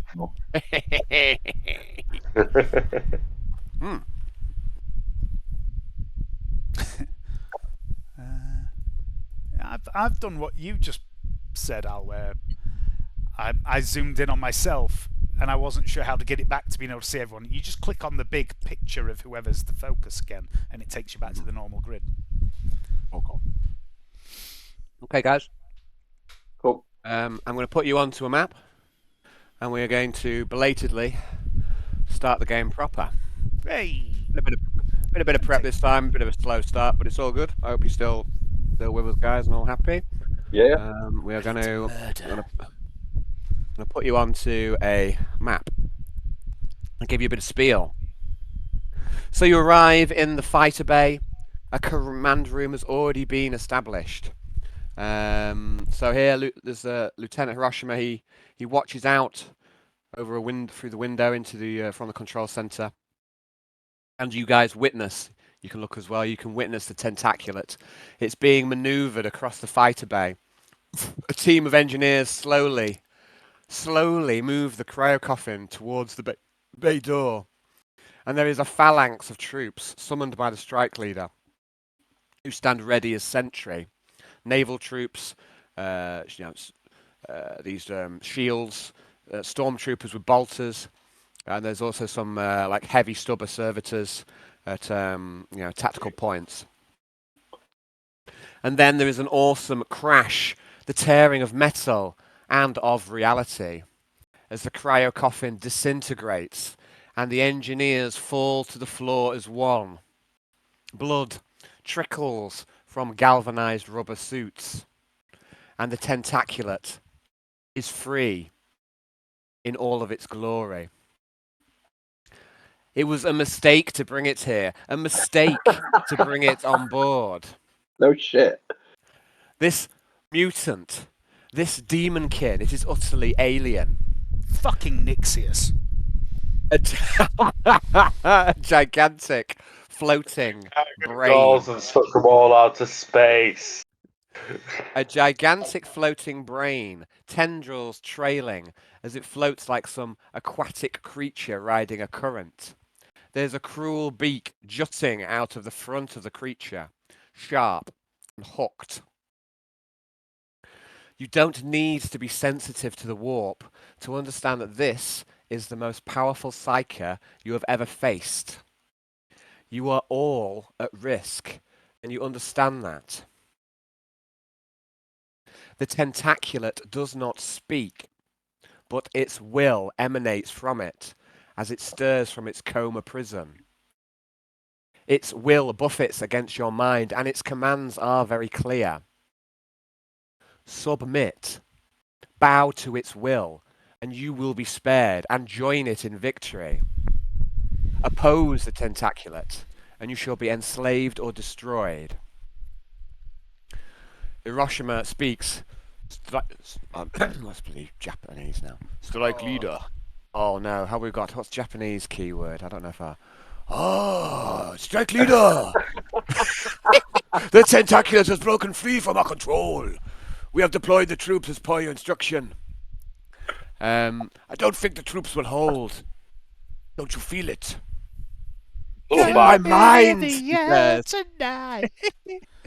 Pull it back right now.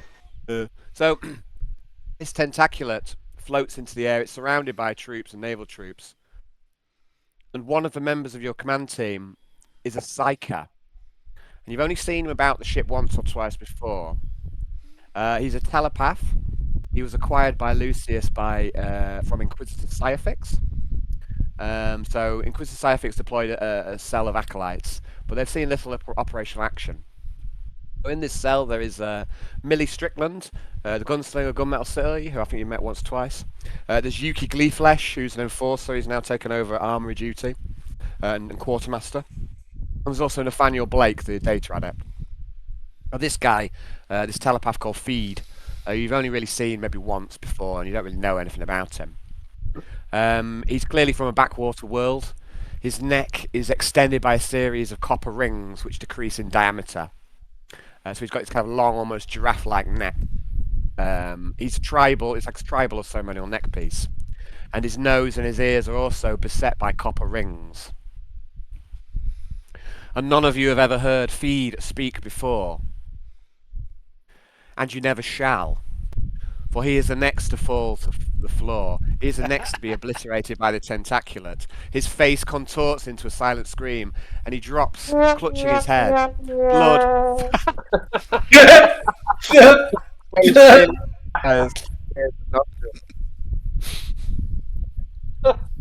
I would like everyone, please, as a Tentaculat bursts free, and as a psyker immediately dies. I'd like everyone to roll initiative. We're so fucked.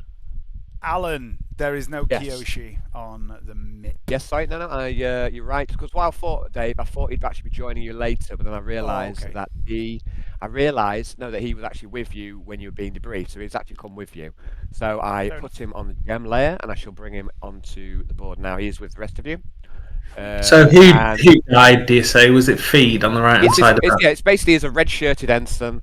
It's a psyker. You've only really met once or twice before, and Hayden requisitioned him to join you. But he's been vulnerable to this monster, and he's just instantaneously been destroyed. I'll put Kyoshi onto the map.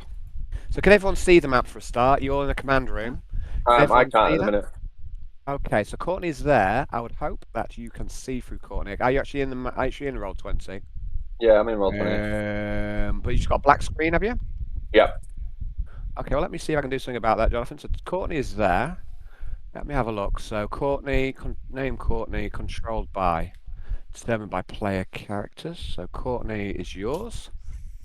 You should be able to edit and control by Alexa. So you've got control of Courtney in theory. It's attached to you. So let's have a look at the light settings. Our vision off. So our vision is now on. Don't know why that is. So can you now see Johnny through Courtney's eyes? Yes, I can now. Okay. So I'd like for everyone to roll initiative. And also, Courtney, someone else flickers into view just as this all happens. But only you can see Courtney. Only you can see Sausage, who appears on the command room. The mighty sausage. She blushes. He stands there on this kind of command table with like a tactical readout, and Sausage looks over to you, Courtney, and gives you an over-exaggerated wink. I'm gonna let's see if we've got Yuri. Kiyoshi is wrong. Kiyoshi should have a +10 to that, so it should be 13. So who wins after out of Arnold? I think who's got the most?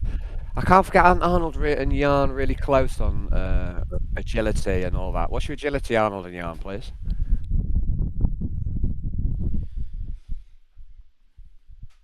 Hello. Agility is 44.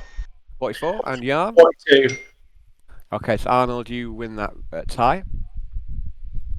Courtney, I think has a higher agility than Yuri, if I'm correct. I would assume so. Yuri's really slow. Yeah, he's like 20 something, 21. Now I meant to do a whole load of pre-rolling to make this game go quicker, and I did not. Never mind. I'm actually lazy, but so I'm gonna have to just do a load of rolling now. So I'm gonna make a roll for the command squad, and I'm gonna kind of start to lump things together in general. Backup Benny, I'm gonna attach to your initiative, Arnold. So he's just going to follow you around, and he's just going to be your shadow, wielding a chainsaw. I'll roll one for the command squad. I'll competent initiative on that, I think. Chat. 9, 12.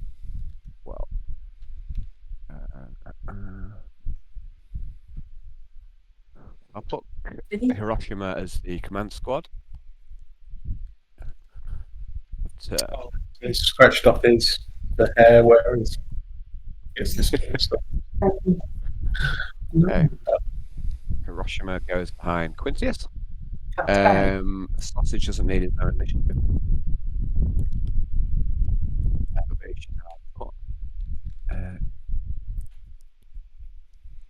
The Tentaculat will go last. Oh no. Then we'll have the troops, let's say.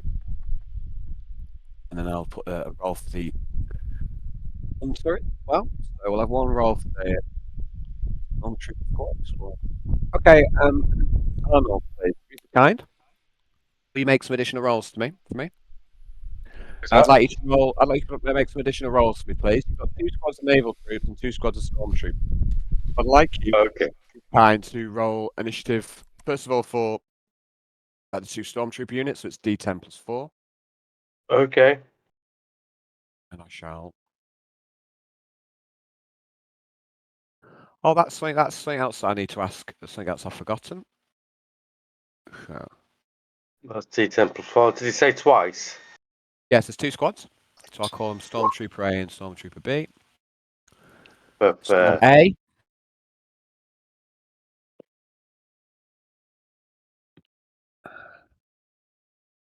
That's annoying. Add turn. And Stormtrooper B. Save settings. Add that into the turn. So what did you get for your Stormtroopers, please? It's we'll set 7 for both of them, right? 7. Yeah. 7. Anything else? Well, I've got my dash on. Yeah, I've got 2 squads of naval troopers, please. So again, initiative are at D3 plus 3 then for the naval troops.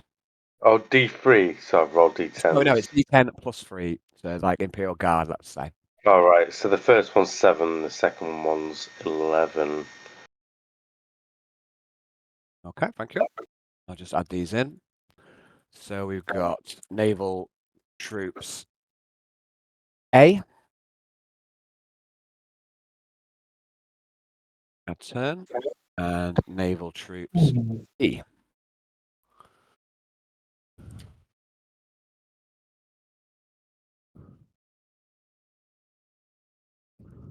universal one on my other thing. Okay, so you got 7 and 12. 7 and 11. 7 and 11. Just well done, maths whiz. You can do it. Okay, so we've got 7 and 11.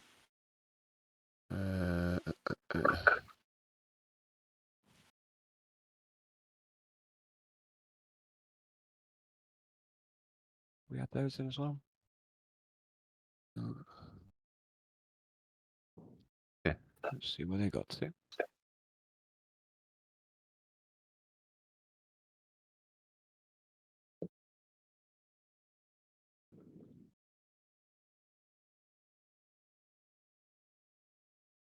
Okay. So naval troops B, and then can I have one more roll, if you'd be so kind, for your like servitor turrets. So I deployed one here, Arnold, which is at the top of this kind of staircase, and one in this corner.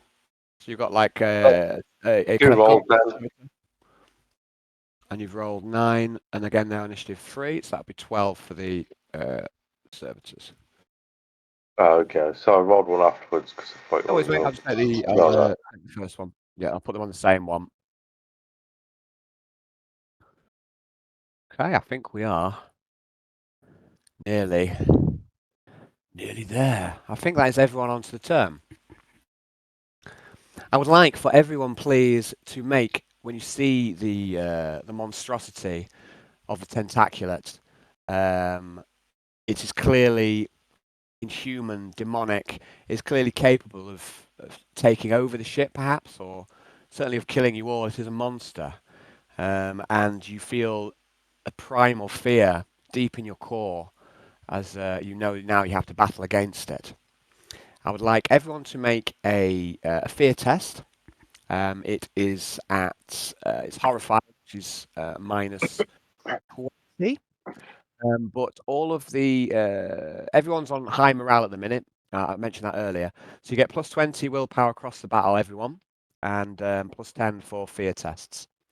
So it's minus 20, but you still be testing at plus 10 for you guys because of the willpower, yeah. Yeah, so it's a willpower for a fear test at plus 10. There might be other modifiers you've got. I mean, I think, James, you're immune to fear. Is that right? Aye. You don't need to roll. I don't think it doesn't have anything to do with fear, does it? I don't believe so. We can have a look if you would like. Does it count as a miasma save? No. That'll come in a moment. It's a fear test, this one. All right, plus 10. Fellowship test with plus 10, yeah. Willpower test, yeah. Is that? It's a willpower test at plus 10. Courtney looks at the creature and goes, "Who let the blob out?" Very good. So I want to get it. Morale is high. Morale's high. You know, there's a kind of momentum. There's a momentum going on here. And yeah, you're ready to face this creature. It's been too long since you've had a good fight. You know, first the Ripper, now the Tentacular. You're starting to clean up the mess. I'm to take back control of this ship. Okay, so everyone's passed thus far. Is there anyone who's missing? I've just got to do Yuri. That was Kiyoshi, that one. Sorry, I meant to change. I think Yuri. I think Yuri's got some sort of benefit. I think he's strong-willed. Yeah, he has. You can have that. I believe you can have strong-will then. Reroll. He's got reroll against that. Let's have a look. I'm sure he should. I feel like he should have something going here. Let's have a look at Yuri. Condition mind. If not, just have a little loop. He's got strong will. Yeah, so you can re-roll willpower test to resist mind control. So it's just plus 10 to resist psychic. That's not psychic. Let's have a It's just look. a plus 10. That's all it is. Okay. He's got tempered will, which makes minus 30 willpower tests. Only minus 20. So he's just a plus 10. But he also has plus 2 to his initiative, which I've included that. So it's just a willpower test plus 10. Okay. Yuri Shevchenko is not afraid of your stupid demon puppet beast. So everyone, you feel the fear, but you're, it doesn't stop you. It just kind of spurs you on. It spurs you on. So you've all passed your fear test. But I'm going to have to ask for some more rolls, please. I would like. So you might want to divvy these out, Arnold, because you're in command. You can either do the rolls yourself, or you can find some people to roll for you if you'd rather. So I'd like you to roll. You've got a squad of 10 naval troops. Naval Troop A. I'd like you to roll 10d10. Are you looking for 4s or less?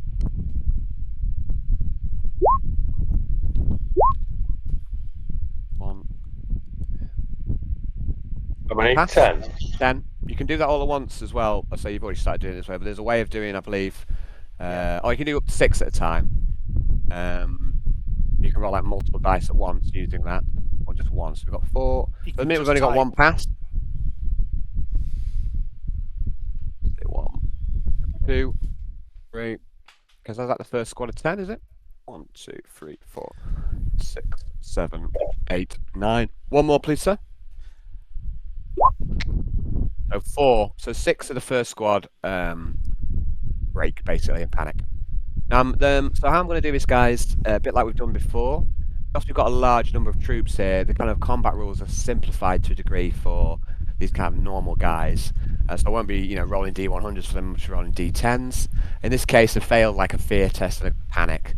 So I'm going to just start adding like fear conditions onto these, rather than rolling like on the complicated table. We're just going to have, let's say, a more simplified version of the rules. So that's the first squad. I'd like another 10d10 for the second naval squad. Courtney observes this through the window with a cup of recap in her hand. She enjoys the chaos, does she? Yeah. Making a tactical assessment. I've got 1, 2, 3. Got no idea what's going on. Have you got any military-based skills, Johnny? If not, just make an intelligence test. If you've got anything you think can apply to it, let me know. Okay. As you make your tactical assessment. Nah, she got nothing. Make an intelligence test, please. 1, 2, 3, 4. Okay, no, that's Okay. So, have you rolled another 10d10? Did you, Arnold? I did. How many of them are 4? How many of them are 4 and below? 1. 1? Really? Only 1? 1. Oh dear! So squad B utterly break. There's only one. There's only one of them at the front with this, hiding behind his shield, but all of his colleagues. I'm going to name him. His name is Jeff. Yeah. FA. Details. So call him Jeff. Jeff is the only one of his squad that stands brave. Well done, Jeff. You brought some honour onto squad B. So just give me a moment while I add all these guys. 1, 2, 3. Oh dear. So immediately, Arnold, you see that all the troops, this phalanx of troops you've deployed, they just start to break and scatter. Start to flee away from the creature that they know this creature is their death, and they can't stand against it. And only a few of them manage to hold their nerve. Where's the commissar when you need one? 2, 3, 4, 5. Well, this is one of the options you have. So just move. I'm not gone to this bit yet, but your command squad, what they can do is, if you like, there's let's say Imperial Guard orders to try and rally troops and or give them extra buffs, a bit like how the Imperial Guard work in 40k. And also, Yuri, you are capable of restoring order in your own fashion. Yes, I 1, can 2, 3, 4, execute 5. some bitch. Yes. Okay, so Arnold, if you be so kind, I now have 2 squads of 5 stormtroopers. These are testing on 5 or below for a pass. If you'd roll in sets of 5.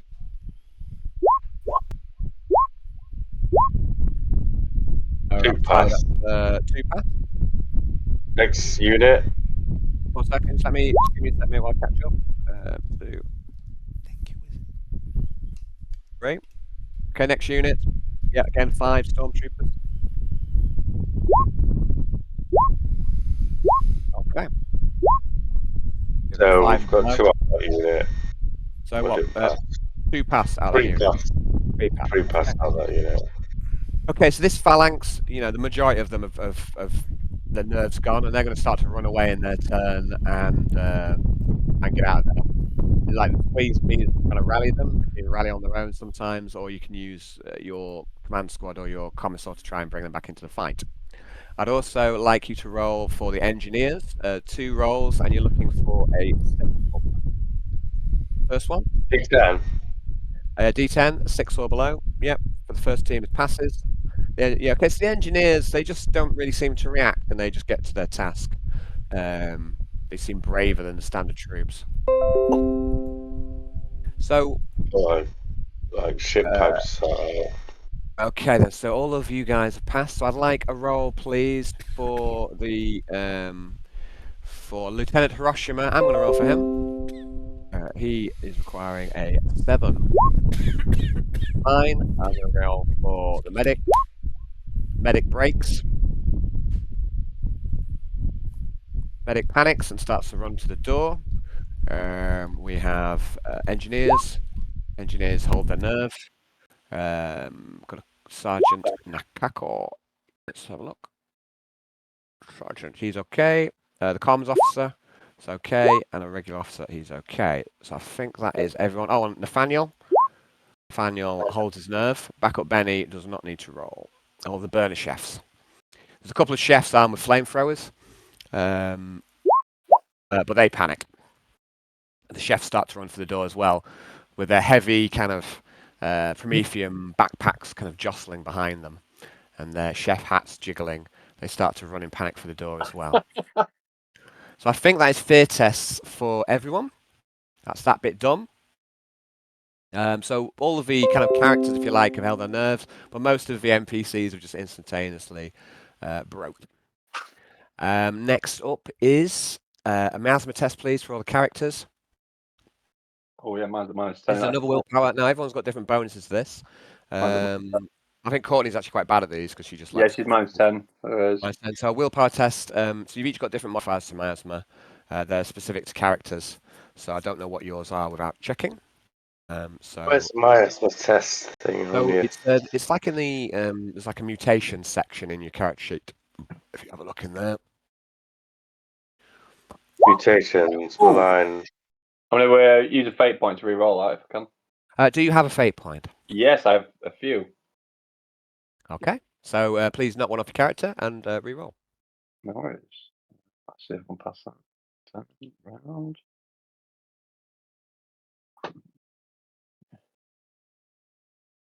I thought I had a plus 10 protection in this, but okay. I'm sure you got some. Let me have a look. I'm pretty sure all of you guys have some sort of bonus to this. Because as you get plus 10, Arnold, because you've already been tainted by the miasma, so you've had some sort of distance there. You've got a bit of resistance. Unfortunately, Courtney, you gain 1 corruption. Oh well. Can you add that to your character sheet, or do you want me to do it? I'll do it. Okay, so if you had 1 corruption, please, and where does that put you? That puts me on 24 from 23. Okay. Have you added it on, have you? Yeah, I'm going to do it now. Okay, cool. Yep. Right, so yeah, it's only a multiple of 10 where you start to get corruption stuff. So Arnold, I'm afraid you gain a 1 corruption point. Brownie passes. I think it's only 100, which would be a fail for Arnie. Quintius, failed by the skin of my teeth. You want to use fate point to add to that, or are you going to leave it? No, fuck it. I'll take it. So you take a corruption point then, please. Okay. Brownie passes. Kyoshi and Yuri go. Yep, Yuri. Sure Yuri. I'm just seeing what Yuri's got. I don't think Yuri's got anything. I thought I'd given him something. Yeah, but maybe not. I feel like he should have. No, okay. Well, we might work on that. But I think he's got hasn't he got like a strong... Well, let's have a look. I'm sure I was going to give him... He's got a reroll for mind powers and things like that. Yeah, you can use the reroll if you like, as in for your like strong will. I feel like Yuri... That's Yuri, yeah. Yuri's got plus 10 to resist psychics and a reroll against mind powers. Yeah, I'm going to I feel like Yuri can get a reroll for this because he's not so he doesn't need it. There you go. He's fine. Okay. 1.5 degrees. What about Kyoshi? Kiyoshi has no benefit, I think. He's got his he's got the thing, but he's going to roll his willpower anyway. There we go. Everyone's fine. Everyone's fine. Okay, guys. Okay, I'm going to put some tunes on. I've not had the time to proofread these tunes, so I need to find something else. Let's give it a go. Let's see what. For sure. A long time since I ripped this. Dramatic, intense, massive battle action music. Let's see if it's any good. Right. Music. Okay, guys.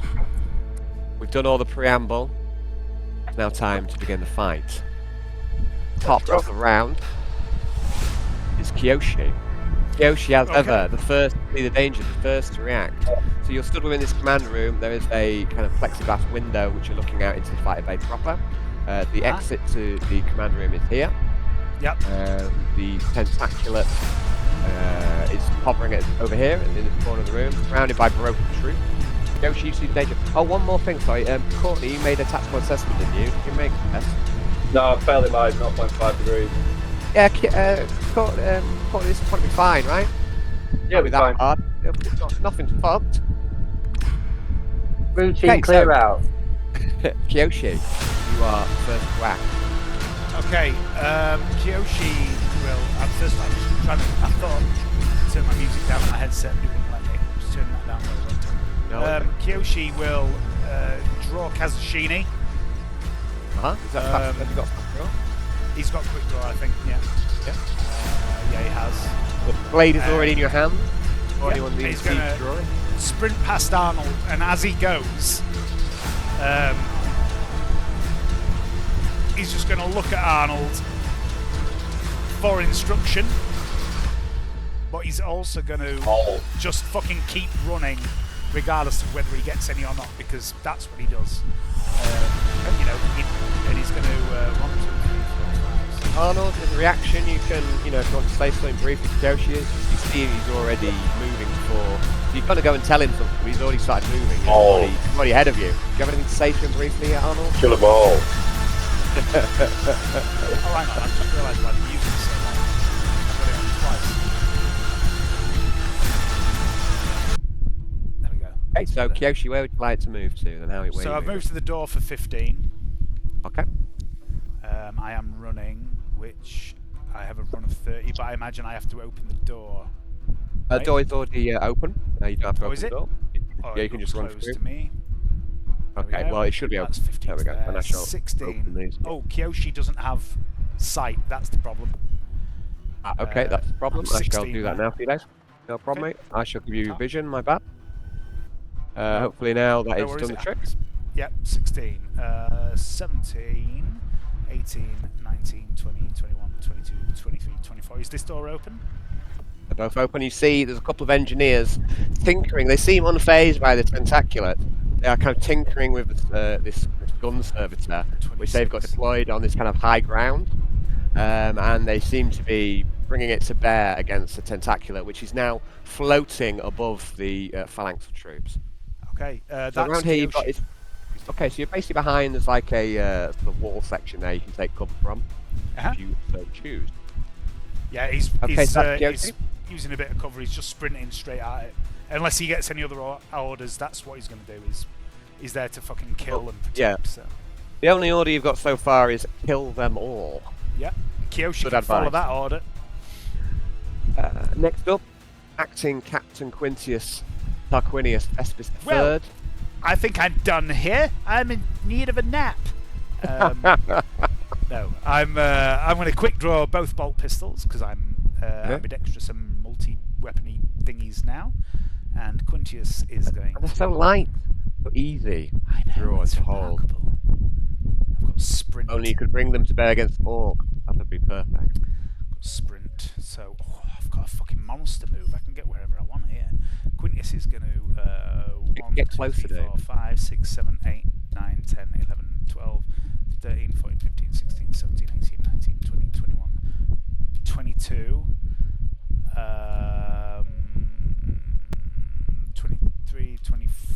That's his move, but he's also going to sprint this turn and try and get in a better position. 1, 2, 3, 4, 5, 6, 7, 8, 9, 10, 11, 12, 13, 14, 15, 16, 17, 18, 20, 21, 22, 23, 24. Can I go there? Is that a bit of cover off? Yeah, you can tuck me in. Basically, it's this like a one of these transport / gunships. So you've actually ridden in these are the sort of things which are dropping you down.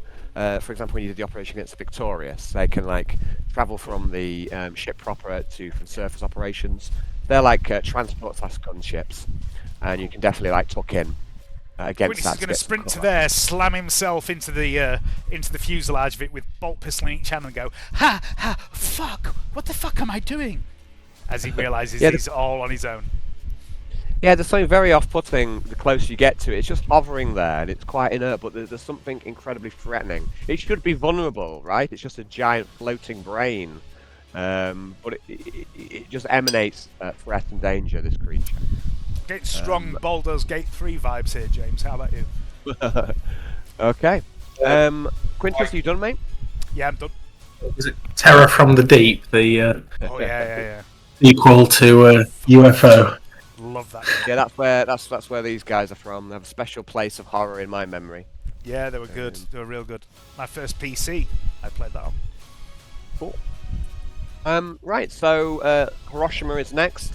He has the command squad, and the command squad has mostly kept its nerve, but there's a couple of burner chefs, and they go, "Mamma mia!" They start to run out of the room with the flamers.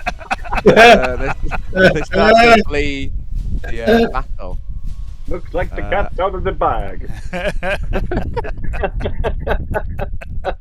So a couple of burner chefs, just Scarpa, and also the medic. Surprisingly, he's a Feruvian, and these are guys are normally quite disciplined. This guy is a member of command squad, but he just loses it. He's never seen anything like this, and he cannot face it. And he also runs out of the command room. Your medic, a couple of flamer teams have broken ran, but the rest of the command squad, everyone else in the room has kept their nerve, which is actually quite good. Even the data analyst is stood there, quite impassive.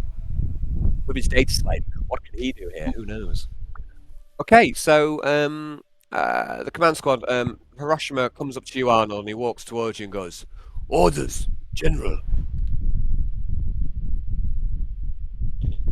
Hayden. Are you with us, Hayden, mate? I hope. He's still here.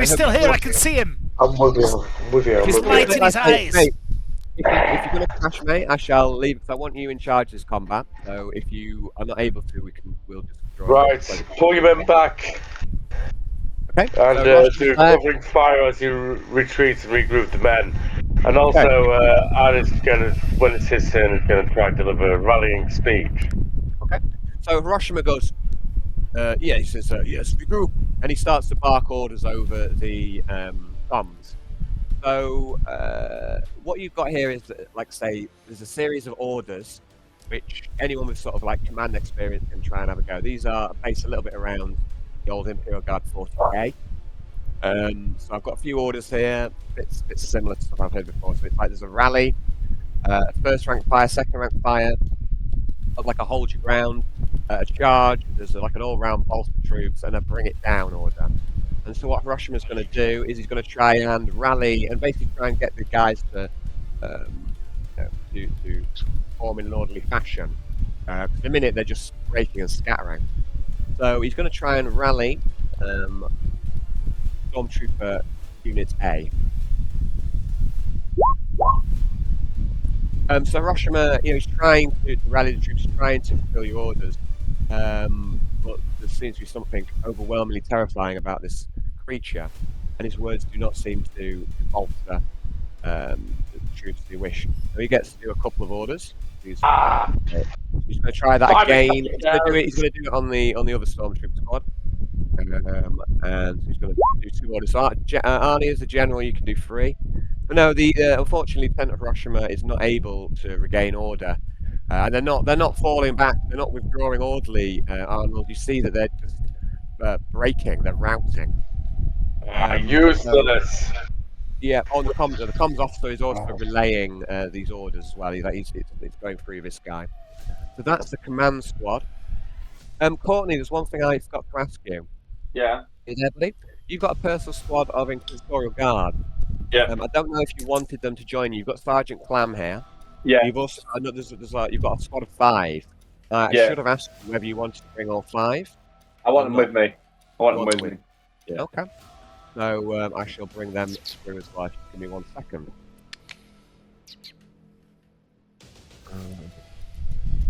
I call them afterwards. So.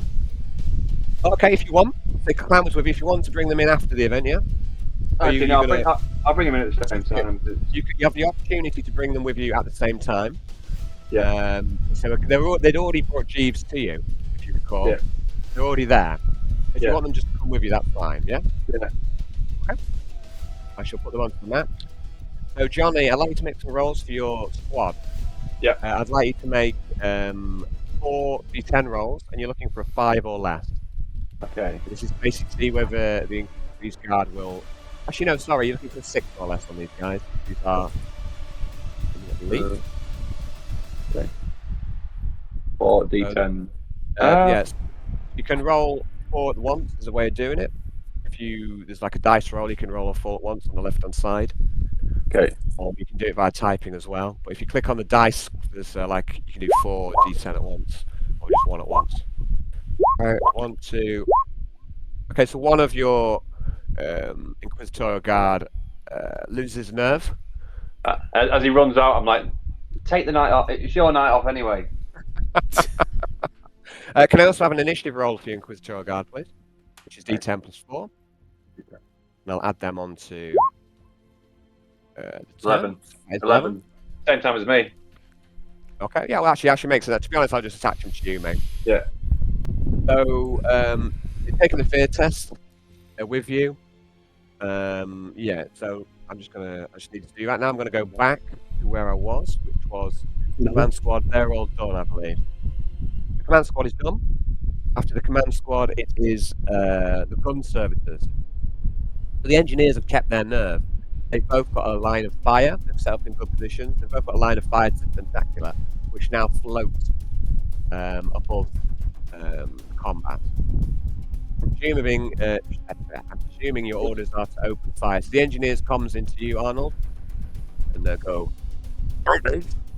"What's doing?" Oh, Just get ready for battle. Is that arm? No, it's not Orm. It's just he's over in the Fear Factor at the minute. So these guys are just, let's say, standard engineers. Right, engineers. We bring another 2 flamers over. Okay. So the engineers, basically, what this will be like a sort of summon reinforcement. If you want to bring more flamers in, because your actual flamers have already panicked. If you want to bring some more in, that'll come on your turn. So these engineers, they can shoot at the Tentaculat if you would like. They've basically got these twin-linked heavy stubbers on a servitor. So it's like a couple of gun servitors. So you've got, like, in effect, a heavy weapons team here, and you've got 2 of them. So the best thing that they can do is just to open fire. And they're set up, they've got line of sight. Is that what you would like to do with them? In which case, you'll need to roll. I think we are losing you, aren't you, buddy? Oh, it's alright, man. I'm happy to, mate, don't sweat. We've got a lot of fucking prep. I want you to be present during the game, mate, so I don't want to carry on without you. I want you in charge, right? Give me a second. I was zoning out. I know, mate. He's back in the room. It's alright, mate. Like I said, I don't want to play without you, yeah? So if you don't, Right, give me the options again. Okay, so the minute your engineers, they're like a gun team in effect. So really, all they need to do is shoot. That's the only thing. Yeah. I don't know if you want to give the roles to someone else, or if you want to make the roles yourself.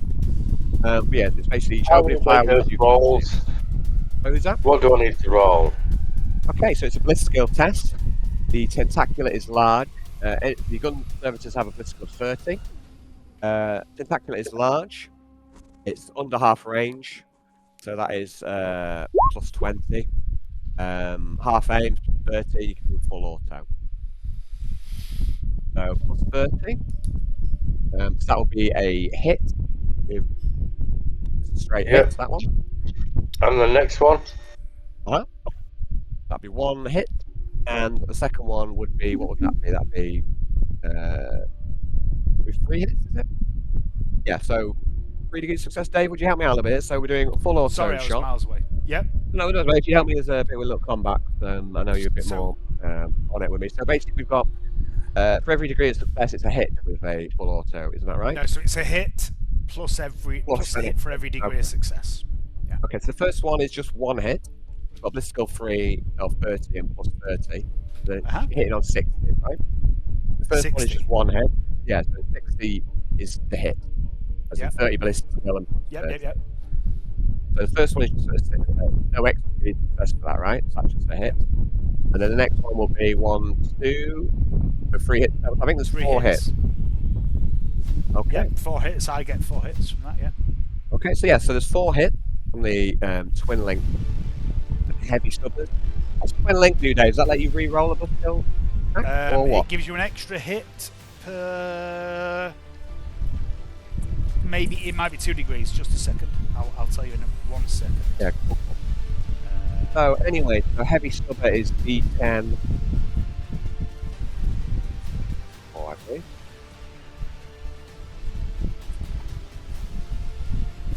This book is pretty sure it's an extra degree per 2.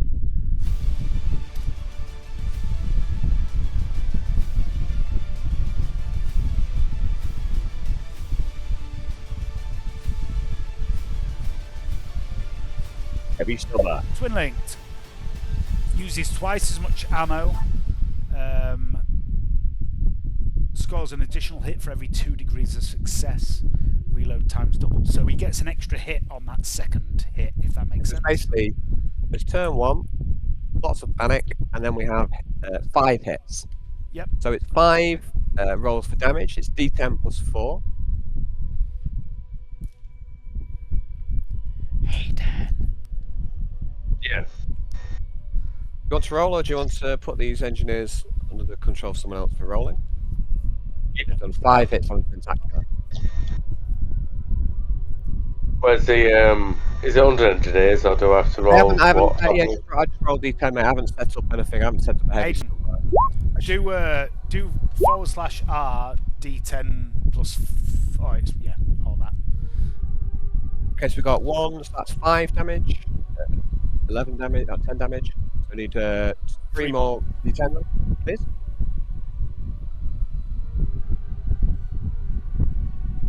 Another 5. Okay. 5, 10, 5, 6, 5. I've got out. Okay. So the heavy stubber rounds, they fly towards the Tentaculat, which is just drifting. It's like it's floating on a current that no one can see. And the bullets impact the Tentaculat seems to be protected by some form of mental shield. This is its primary shield. And what is going to happen here is I'm going to make a save. The primary shield is first of all saving on a 99. And every time it gets damaged, it's going to start coming down in strength. It's a fucking powerful force field, bitch. Oh, Alan, that's oh. Roll 5 times. We're all going to die. None of the Alan heavy with his- stubby stuff. None of Alan the heavy with his stubby cheesy stuff. roll. Patience, Jesus Christ. patience. That We haven't got started yet. We haven't got started yet, guys. We're only just beginning. Volume of fire! Guys, I'm just on top of this, right? You want to combat, you have to combat. No, we asked for combat, not rape. Take this legendary bolter as a parting gift. When he started giving out legendary weapons, I was like, what the fuck is he pulling here? Okay. Come on, guys, don't lose hope. All your men have already broken. Oh no, we haven't lost hope. This is a challenge. You guys have got your fear is, you're not I have faith that Arnie is going to one-shot this with his axe. Okay.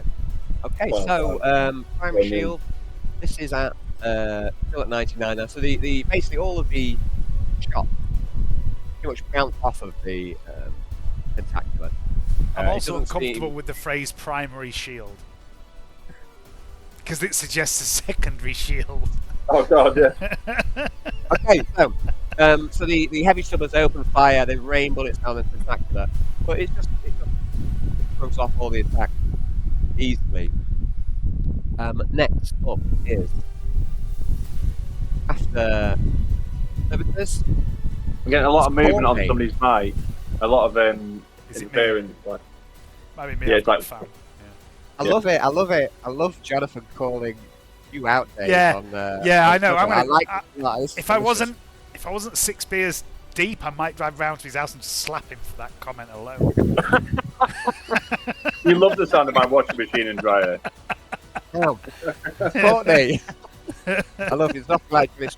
So Courtney, just gonna turn the music down a second while I just do a bit of. So Courtney, it's now your go. Okay. Courtney, Sausage looks over to you, and it's a bit odd because Sausage is sat there, and it's like no one else can, no one else can see him, which doesn't surprise you. He's a bit magical, Sausage. Sausage has power, and he's proven that to you time and again. In fact, he's also made you powerful, Courtney. You are stronger because of Sausage. He has granted you his boon. The boon of Sausage is most impressive. Now, Sausage comes over to you and he rolls a funky IO stick and he lights it. And for a second, Yuri, you think you can smell something, but it comes and goes quickly. And as he lights smell, this, I would expect it to be. Yeah, it's kind of like a funky cigarette. Courtney, So over you to Courtney goes, "Well, we're in quite a pickle here, aren't we, my love?" She raised an eyebrow. She's going to raise an eyebrow and go and turn to the stormtroopers and just try and act normal, but look strained, and just say, "Towards the beast at the double," like that. And she's going to start running. She's going to start running through the door. So she's got 18-inch move. Okay, so you do this, and the Inquisitorial Guard. So I'd like you to move the Inquisitorial Guard with you, so they can follow your orders. And Mr. Clam, apart from one of them who's going to break at this time. So what's your move? Do you say what's your run? 18. 2, 3, 4, 5, 6, 7, 8, 9, 10, 11, 12, 13, 14, 15, 16, 17, 18. So one of the guards just legs it. And you say, "All right, it's your day off anyway." You don't seem that bothered. So I'm ready to move. So I'm going to give you. I'm not sure if you got control. I'm going to make sure you got control of these stormtroopers as well. I can give you control of them. So this is details. Actually, controlled by Alexa. Save settings. Alexa, save settings. Alexa, save settings. And Alexa, so you should now be able to control all the Inquisitor Guard and move them with you as well. So they're your unit, so you can kind of put them in whatever position you want, Johnny. If you want them in front of you, behind you, or whatever, you can give them orders and they will obey you. And if you want to try and you can also give them commands, but you're not very good at it. But you can try and give them orders if you want. Will they be as fast as Courtney? Because they've got carapace armor on. They're going to be exactly as fast as you for convenience's sake. Okay, cool. I think they've probably got higher agility than Courtney, but maybe they're slowed down. So I don't know how carapace works. I don't think it affects your movement, does it? Or does it? Carapace doesn't affect your. It caps your agility at 55. So but in these big combats, there's a sort of simplification that we have to do to make it playable. So I'm just going to move them at the same rate as you, Johnny, rather than trying to make it more complex. Yeah, no worries. It's just be 4 guys, isn't it? You've got 4 guys. One of them, you can see this one here. He's broken and he's legging it. So you move up here, and as you do this, Sausage vanishes in a puff of acrid smoke, and he reappears, perched upon your shoulder. And he's got a bit of weight to him, Sausage. It's a hefty Sausage, and he sits quite readily on your shoulder. It's like he's comfortable there. She's going to your familiar riding on your shoulder, smoking. She's going to look at him as if she's looking over the shoulder and say, "We've got this right." Sausage takes a long drag upon the funky IO stick, and then he offers it to you, Courtney, and he goes, "Well, it's quite a pickle. Got it? I'm not quite sure that we do, my lovely. You see, it's quite a powerful psyker, this one. We're going to have to We're going to have to get into its mind to beat it, I think. And that's all it is, just a big fucking brain. She's gonna. We need to give it a headache. Yeah, give him a fucking migraine. So, Sausage grants upon you, Courtney, another boon. And it's the boon of knowledge. And he's in a sort of an instant, he teaches you a way to kind of unsettle the Tentaculat and its defenses. So he's granting you like a new combat option here, which is to weaken the defense. So you've seen this Tentaculat's got this, let's say, defensive shield, which seems to be eating up all the bullets.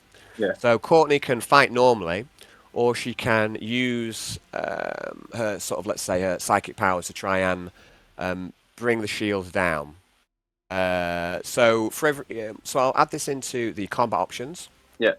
This will be in all players. So what happens is you'll make an opposed test against the Tentaculat, and for each degree of success, you would reduce his saving throw on his primary shield by 10%. So currently it's at 99. That's pretty. But you'd have to pass the test. It's actually quite hard to do because the Tentaculat has quite a high willpower. Yeah, I can imagine.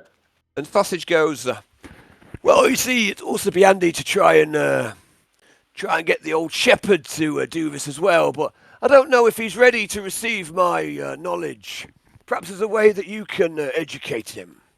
So he don't come from me, you see. I don't think he'd like that very much. Has to be our little secret, Courtney.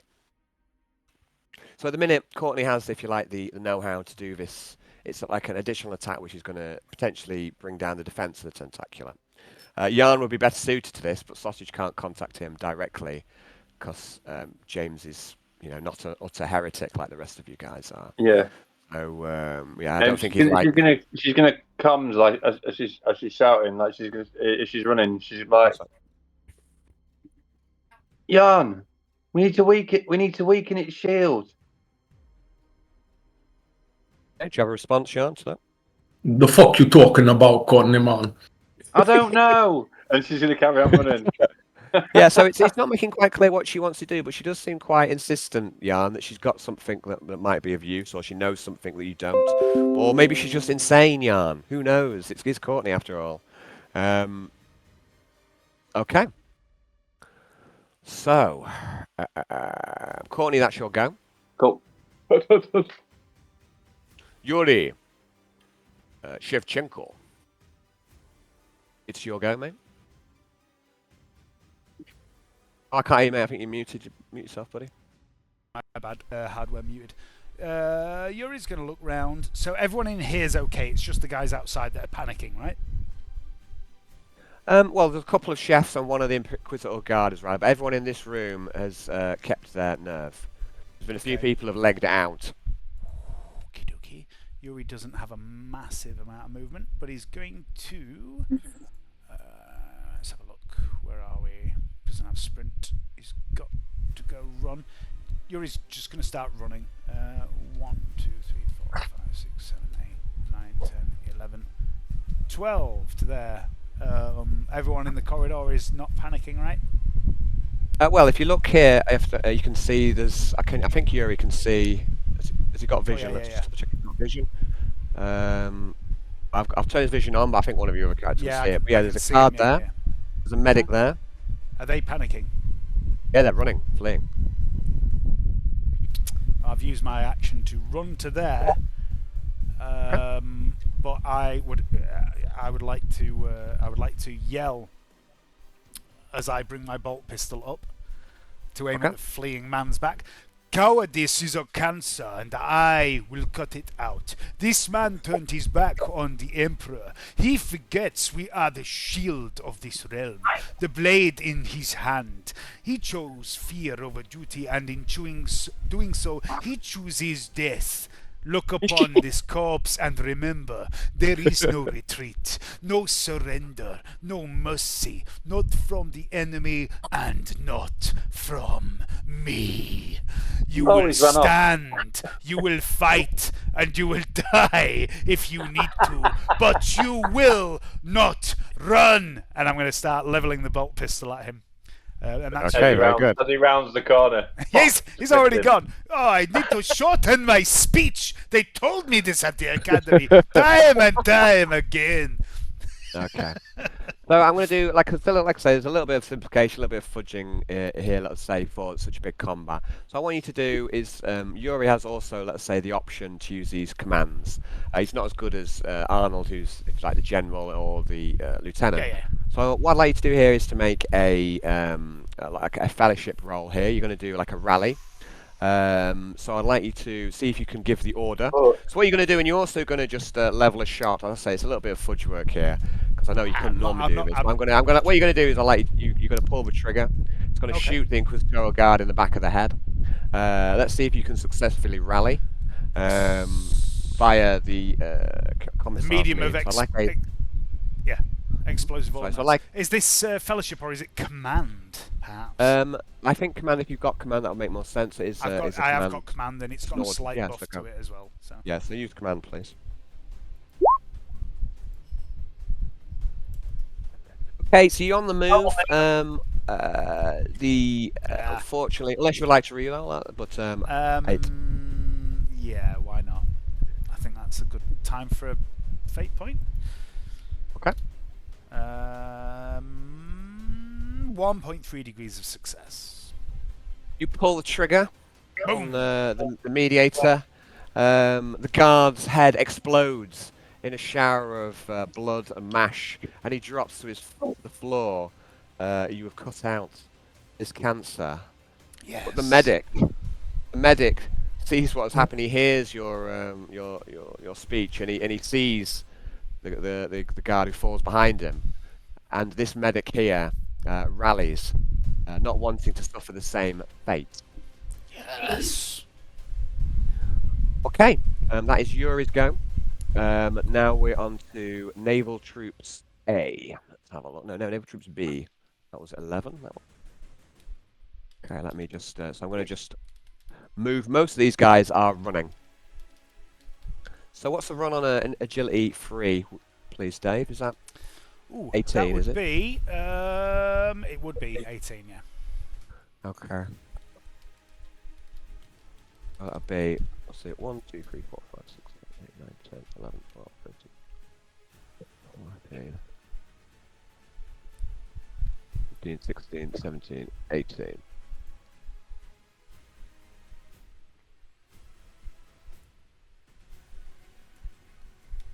Okay, so I'm going to move basically the squad up. They're broken, and only one of them remains, and his name is Jeff. Yeah.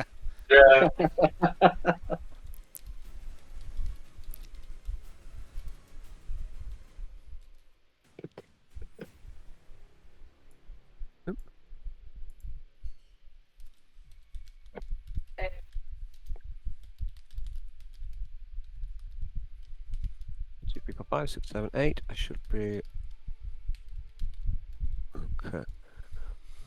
okay.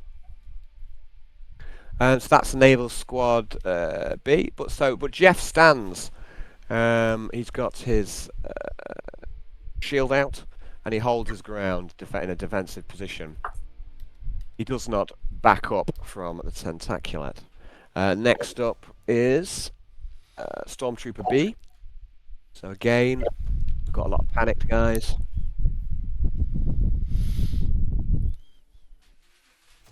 But 3 of them are there, and 3 of them open fire. So who would like, I think we lost Hayden, so I think we're just going to play it through a little bit, but I'd like someone here to take control of Stormtrooper Group B. Any volunteers who want to roll some dice? I can roll some dice if you need me to. I'm available.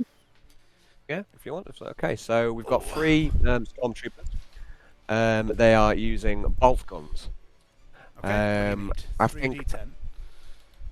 Yeah. So so let's see. The Tentacular is large. They're in short range. That's 20. I think half aim. You can do half aim in a semi-automatic. I think that makes sense. That'd be plus 30. Okay. Yeah. So plus 30. Bliss skill 4 or 40. So you're hitting on 70s then. So you could just roll D10 or D100. Doesn't really matter too much. But yeah. So 3 rolls to hit. These are the bolters. There you go. 157. Okay. So 7 will be 1 hit then, and is it a maximum of 2 with the in total? Would it not be? It's bolt guns. So is it? What's the semi? Or can they do full as well? Bolters. What is No, they're bolters. Bolters are generally semi-auto. I think they're 3 hits. So Okay. it would be 1 hit on the 7, 2 on the 5, and 3 on the 1. Then 3. Yep. So I got to agree with that. So 6 hits with bolt guns. Yeah. You want to roll damage? So I think that's right, mate. So let's just go for it. So roll 6. It's 6d10, but it's also tearing, so I don't know exactly the easiest way to do this. You've done 6 hits. You might want to do them in 6 pairs of 2. That might be the best. Okay, 2d10. 1, 2, 3, 4, 5, 6. Alright, so first one we've got. Okay, so what I'm looking for now, Dave, is like if they're 10 or below, you're gonna. Okay. Oh, it's plus 4 on the damage, right? Oh no, plus 5. Sorry for bolt gun. 16 5. and 12. D10. Yes, it's plus 5. So it's the highest one plus 5. If you get 1 to 10 damage, you'll proc the shield once. You get 11 to 20 damage, you're going to proc the shield twice. So I think we're splitting these up into ones that do 1 wound, let's say, and 2 wounds. Okay, cool. So does that make sense? in that case, yep, I'm with you. 1, 2, which is a crit. I don't know if that matters from a pleb. Well, no, you do extra damage. No, no crits to plebs. Okay, so 1, 2, 1, 2, 2. It's plus 5, right? So 2. Yeah. What's the total number of hits? Oh, sorry, total number of wounds when you count all them on. 1, 2, 1, 2,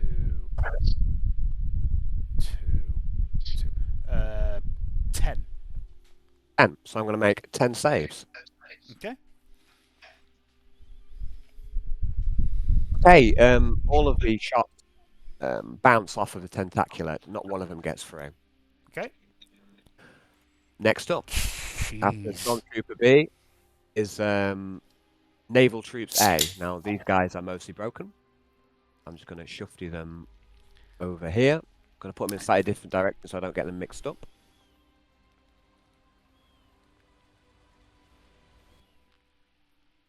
Okay, so we've got 3 naval stormtroopers here, firing with shotguns. Can I have a volunteer, please, to shoot with these? These are like Imperial Guard. These guys, they're naval. Yeah, go for it. Shotguns. Yeah. So would you roll for me 3 ballistical tests? You're at half range plus 10, half aim plus 10, and large targets it's plus 30. They've got ballistical 30. So you make 3 ballistical tests for me, please, with your shotguns. Is it just what dice will I roll for that? Just you can roll either D10. D10's probably easiest, mate. So you'd be hitting on 6s. Yeah. Johnny, type the following into the chat. Yeah. How many people is it, Al? 3 of them. Okay. Type /R. Yeah. Space. Yep. 3D10.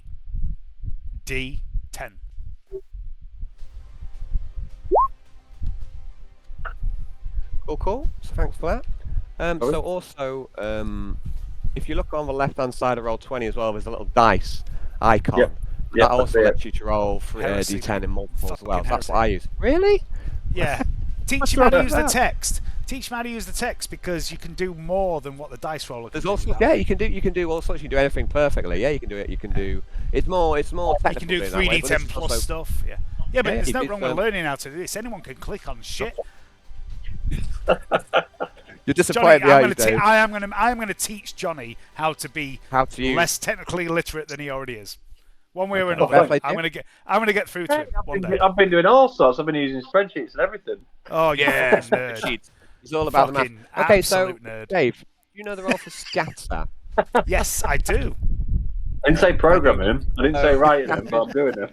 Is it an extra hit for every 2 degrees? Is that right? Only at point blank range. Only Is at he point at blank. point because blank range? No, they're not in. They're not in point blank. It's 3 meters, yeah. But yeah, it is. So It's we've an got here- extra hit for every 2 degrees. Okay, so of point blank. you've hit twice with shotguns, Johnny. I'd like you to roll damage twice. It's D10 plus 4. Hang on. No, it's not. It's 4 plus to D4. Woohoo! Yeah. There you go. D4. See, Okay. he's learning. He's not learned because I wanted was a D10 It's plus like 4. He's fine. He's getting there, Alan. Everyone makes mistakes. Getting there, That's no, how but we he learn. was- Don't Roll. criticize Try my again, please.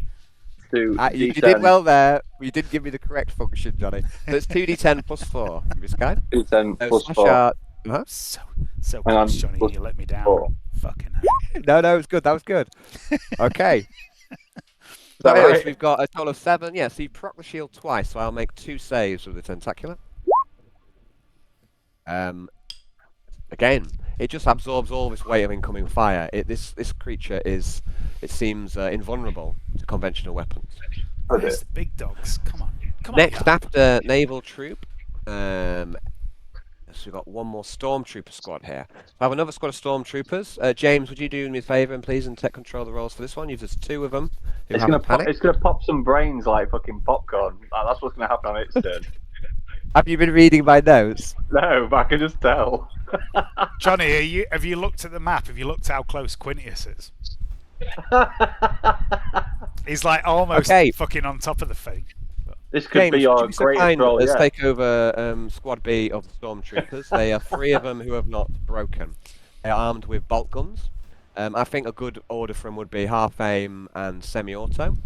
And that would be at plus 10 for short range, plus 10 for half aim, and plus 10 for large target. Are you happy with that? If you are, would you roll 3 attacks with 3 bolt guns? Or is this something you'd rather do with these guys? Hello, James. I'm sorry, I didn't hear you. How many D100s? If you look over here by the Gribbly, there are 3 Stormtroopers in this squad. Which is this one here, and this one here. All right, yeah. I'd like you to roll for these 3 guys. They've got bolt guns. They're armed from the Bolter Armory. And they're close. So they're attacking on Bliskill 40 or Bliskill 4. Stormtroopers. Yeah. They've got half aim, semi-auto. So they're hitting on, and it's large targets. They're hitting on 7s. Oops. How many do you need to roll in? James is taking these, mate. Hayden's back in the room. He's back in the room for now. But James is. I'll give you a rundown on what's happened. It's all right. I've been listening. You've been asleep. The others got him, but it just absorbed it. No, it's mate. Cool. Yeah, I'll give you a rundown anyway. Brownie's just rolling for this squad of Stormtroopers. So far, all the troops are either running or their shots have been ineffective. Just been bouncing. Ah, brilliant. That's totally the news we needed to hear. No, Hayden, it's not. We've got it right where we want. Hey, it's exactly where we want it. Really close to Quintius. We trended badly to losers to win. Okay, so psychology. James, you've got. So I think the 64 and the 57 is just 1 hit each with the bolt gun, and then the 13 would be 3 hits. Is that right? Hitting on 7s. Yeah. So I think you've done a total of 5 hits with a bolt gun. Okay. So would you roll damage? These are so it's 2d10 to pick the highest, plus 4. So you've done, what did I say? Did I say 5? So 1, 2, yeah, you've done 5 hits. You said 16 hits. It's not 16, it's 5. It's 5. I know. Is it plus 4 or is it plus 5 for a bolt gun? That's like Plus plus 5. 16. Alright, so that's 11, so that's shield twice. 11. So keep going, mate. Oh no, it's not 11, that's 8 for the first one. Not 11. No, it's 9. You pick the highest, which is 4, and you add 5. So that's total 9, isn't it? Yeah. First one is 1 wound. Second one is 2 wounds. Actually, that's 2 more. 10, 15, 2 wounds, and then last one is 1 wound. So it's a total of 4 times the Tentaculat will make a save. And again, Saves all the attack. It seems also to weapons. This entire army has either broken or opened fire on it, and so far no blow has landed upon this floating evil brain. What's the shield at the moment? A 99. Still 99? 99. I thought it reduced each time we hit it. Sorry. No. Each time you wound. Apparently, it gets a saving throw each time we manage to. Okay. So next up then after that is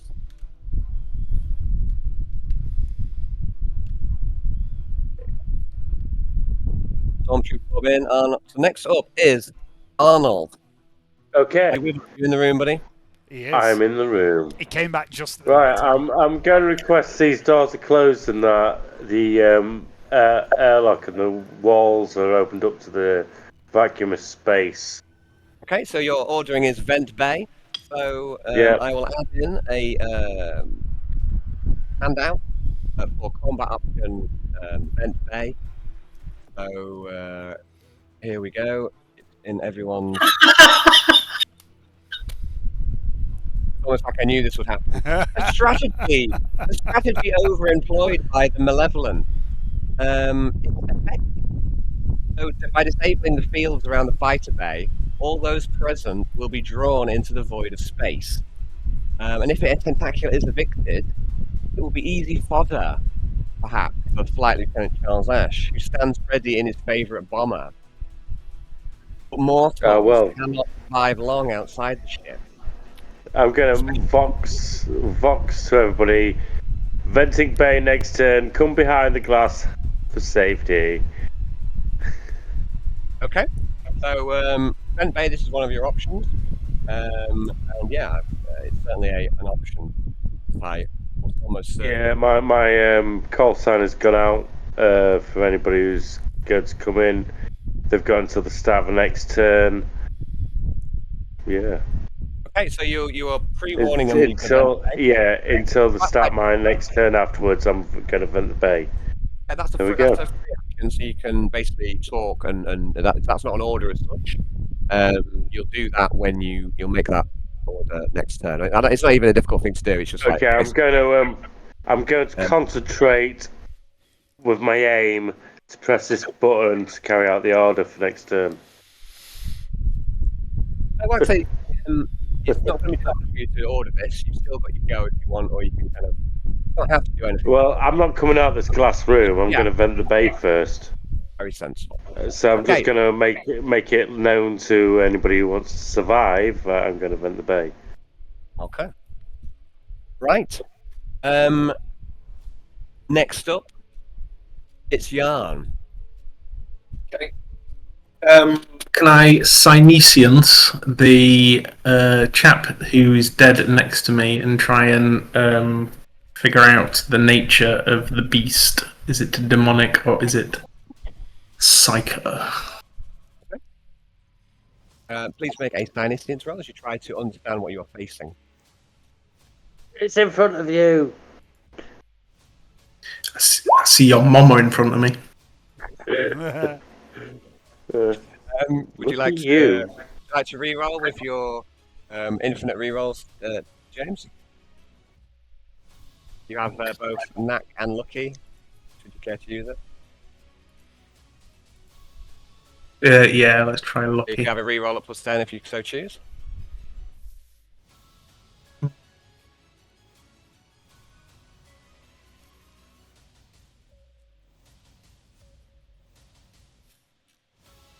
Okay, so Yarn, you close your eyes, you focus your senses upon both the creature that is there, and also you mull over its handiwork as you look at this sort of desiccated, brain, leaking blood out of every orifice, kind of psyche that just sits in a puddle on the floor beside you.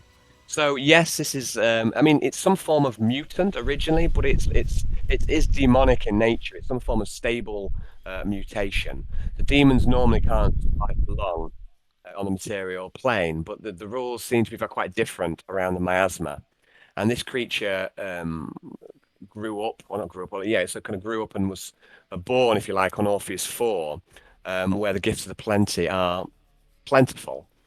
It is a major level threat psyker, but it is also demonic in form. It is what you might call a boss. Right. Well played, Alan. Okay. What Yarn? So you can do that. Is there anything else? I don't know what sign is. Is that a half action, a full action? So also, what you further determine from that. Let me before you move on. Just see if you can have a look. See if that's half or full for me. If one of you would do that. But also, what you determine it is protected by. It's full technically. Okay.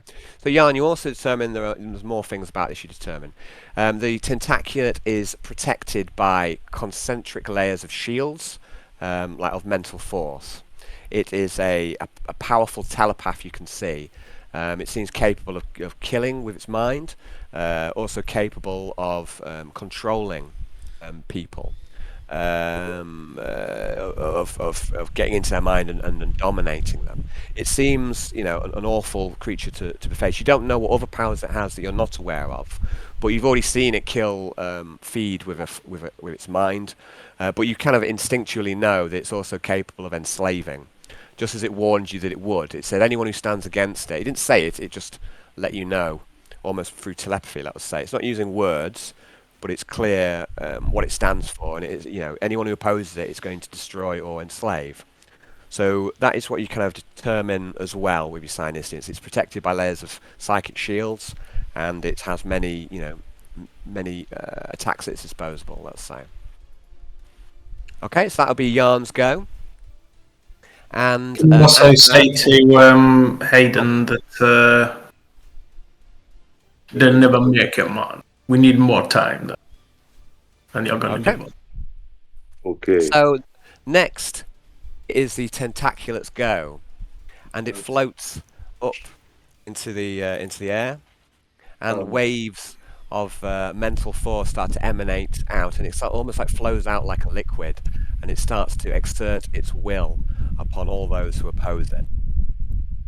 And that is where we shall leave today's game. Oh, Alan, okay. you prick. Guys.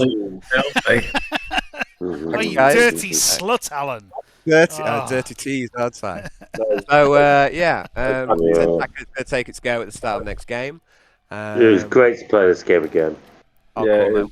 Glad you enjoyed it. I've been really psyched for it, and it's been a break, and but I'm now back on the horse for it. So I think I should be able to finish at least this act. So I feel it shouldn't be too hard to get at least through this act before I need to have another kind of pause on the game, I'd say. Cool. All you need is me shouting at you on a weekly basis.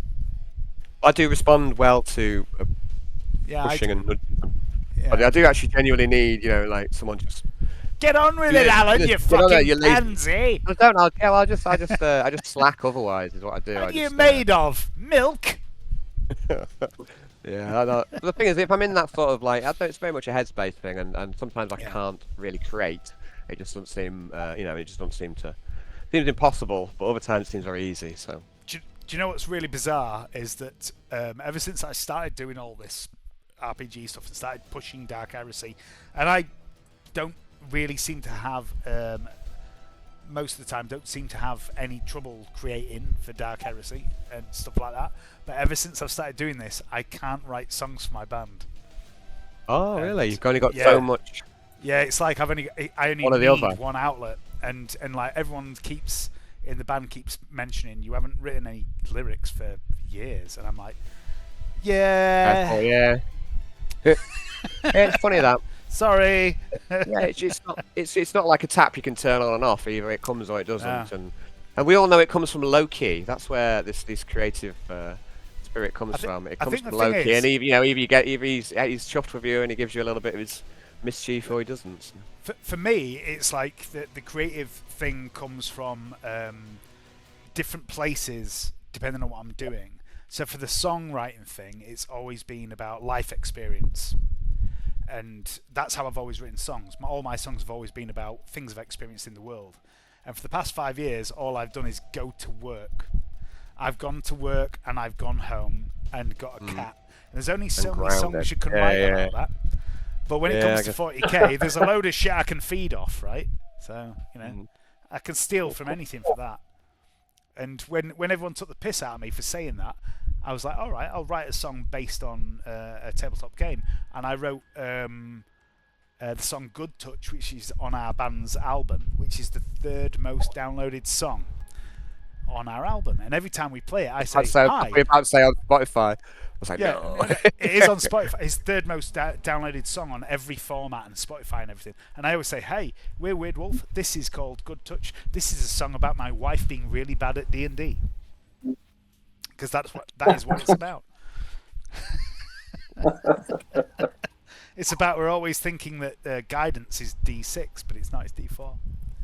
Even says in the chorus, it's D6, not D4, not D6. They're the lyrics. So it's a nerdy song, and nobody thinks it is. Everyone thinks it's a Queens of the Stone Age song, but it's not. It's us being nerdy.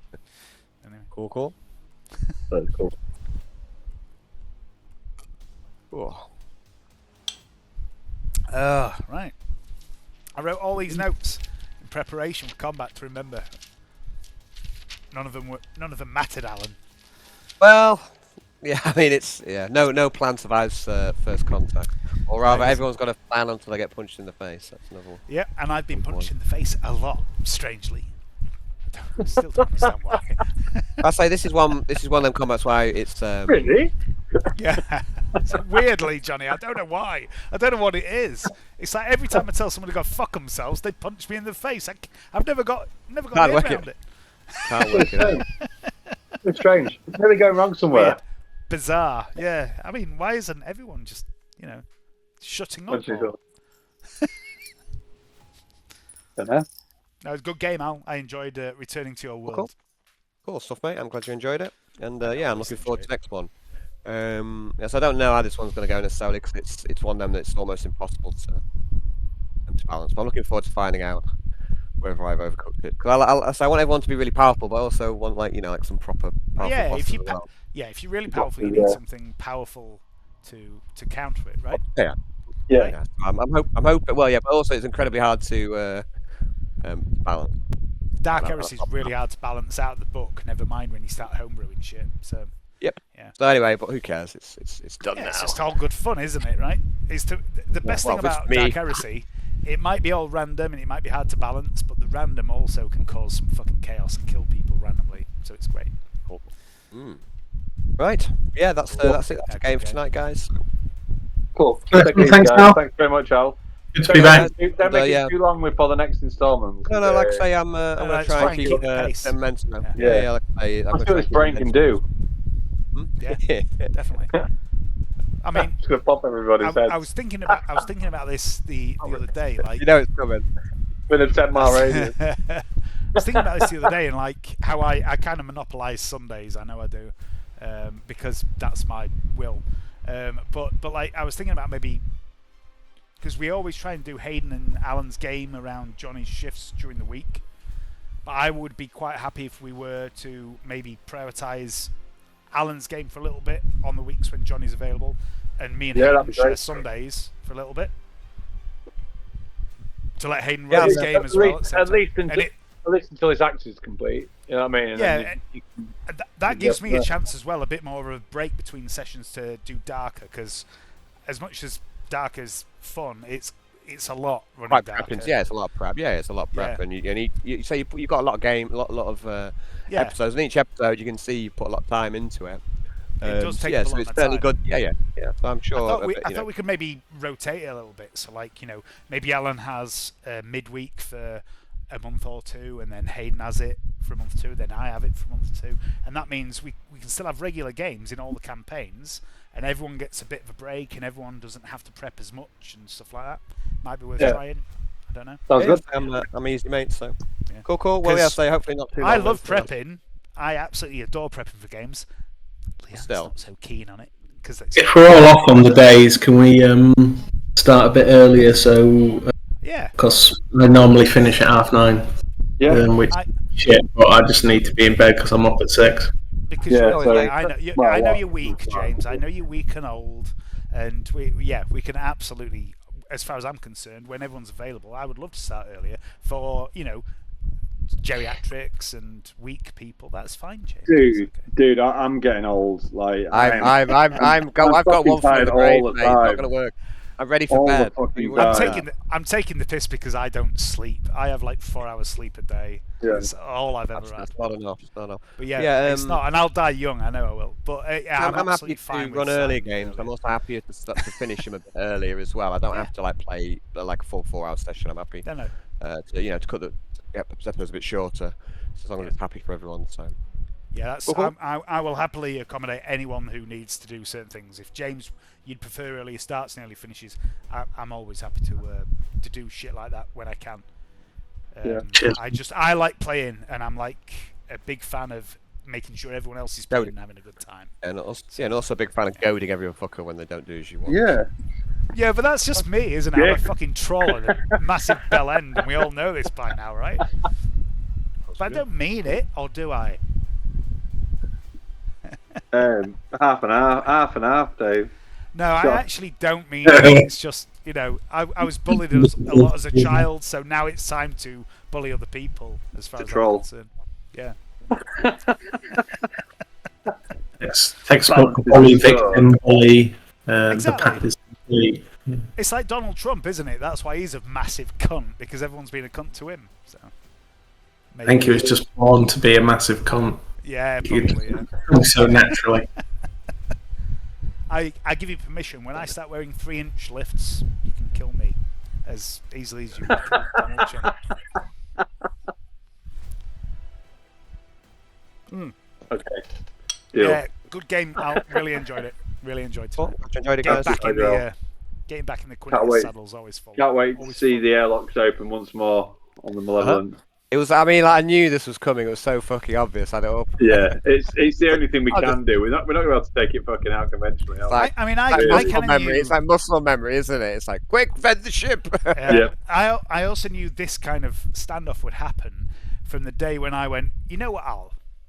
Bollocks to what everyone else says. Quintius is going to on the sly get some mutants. And you were like, that's a good idea. I was like, oh, for fuck's sake. I mean, I was thinking like a guy with gills, maybe a guy with webbed fingers, and maybe a guy with an extra mouth or two, and analyze him. And then when Alan's reading out the list of the fucking mutants that were available, I was just sat there going, you prick. Quintius didn't want this. Shit mate. Can't help it. And then I give you a serial killer for a butler. I mean, I knew you were going to do something like that as well. If the ship allows us to vent the ship. Yeah. Very good point. So, I mean, the ship might just go, the ship won't let that happen with me in the hangar, right? Quintius in the hangar. I mean, surely she loves her captain, her acting captain, right? Alexa's got you on video feed. She's like, She wants stuff, mother. Finally, it's time. It's fine. That's me, actually. It's fine. I've got 3 other characters ready and waiting if Quintius dies. Right. I don't want him to die. I quite like playing Quintius. It's good fun. Yeah, I'll be upset if he dies, but I can't. I can't. If he dies, he dies. He dies. Exactly. It has to be there. It has to be there, right? The threat has to exist. Yeah, it does. So, well, I don't want him to, but I hope at least if he dies, it'll be in a cool way. Yeah. I honestly hope he dies making out with the Tentaculat as he floats out of the. Tonguing the beak, stroking those tendrils. To be continued. You're so soft. Floating through space forever. Oh yes, I've never made out with an alien before. 2 in the pink and 1 in the whatever that is. Flange. You know that old Red Dwarf episode where somebody's kissing that fucking thing that steals emotions? Yeah, it's polymorph. Yeah. That's what I imagine it's like. That's what it's called, polymorph. Fucking awesome. Yeah, polymorph. It really doesn't want to steal Quintius's emotions because he's kind of a fucked up dude. But he's got some issues, man. Cool. Well, I'm glad you enjoyed it, guys. All right, guys. Thanks. Hopefully, maybe within the next fortnight, we'll have another game. So. Yeah, we'll sort out a date in the next day or two. I'll text you some dates and shit. Sounds good. Groovy. Take it easy, guys. Have a good week. All right, cheers. You too, Johnny. Take care. Catch you later. Yeah, thank you. Thank you. Chaps. Actually, bye. Good night.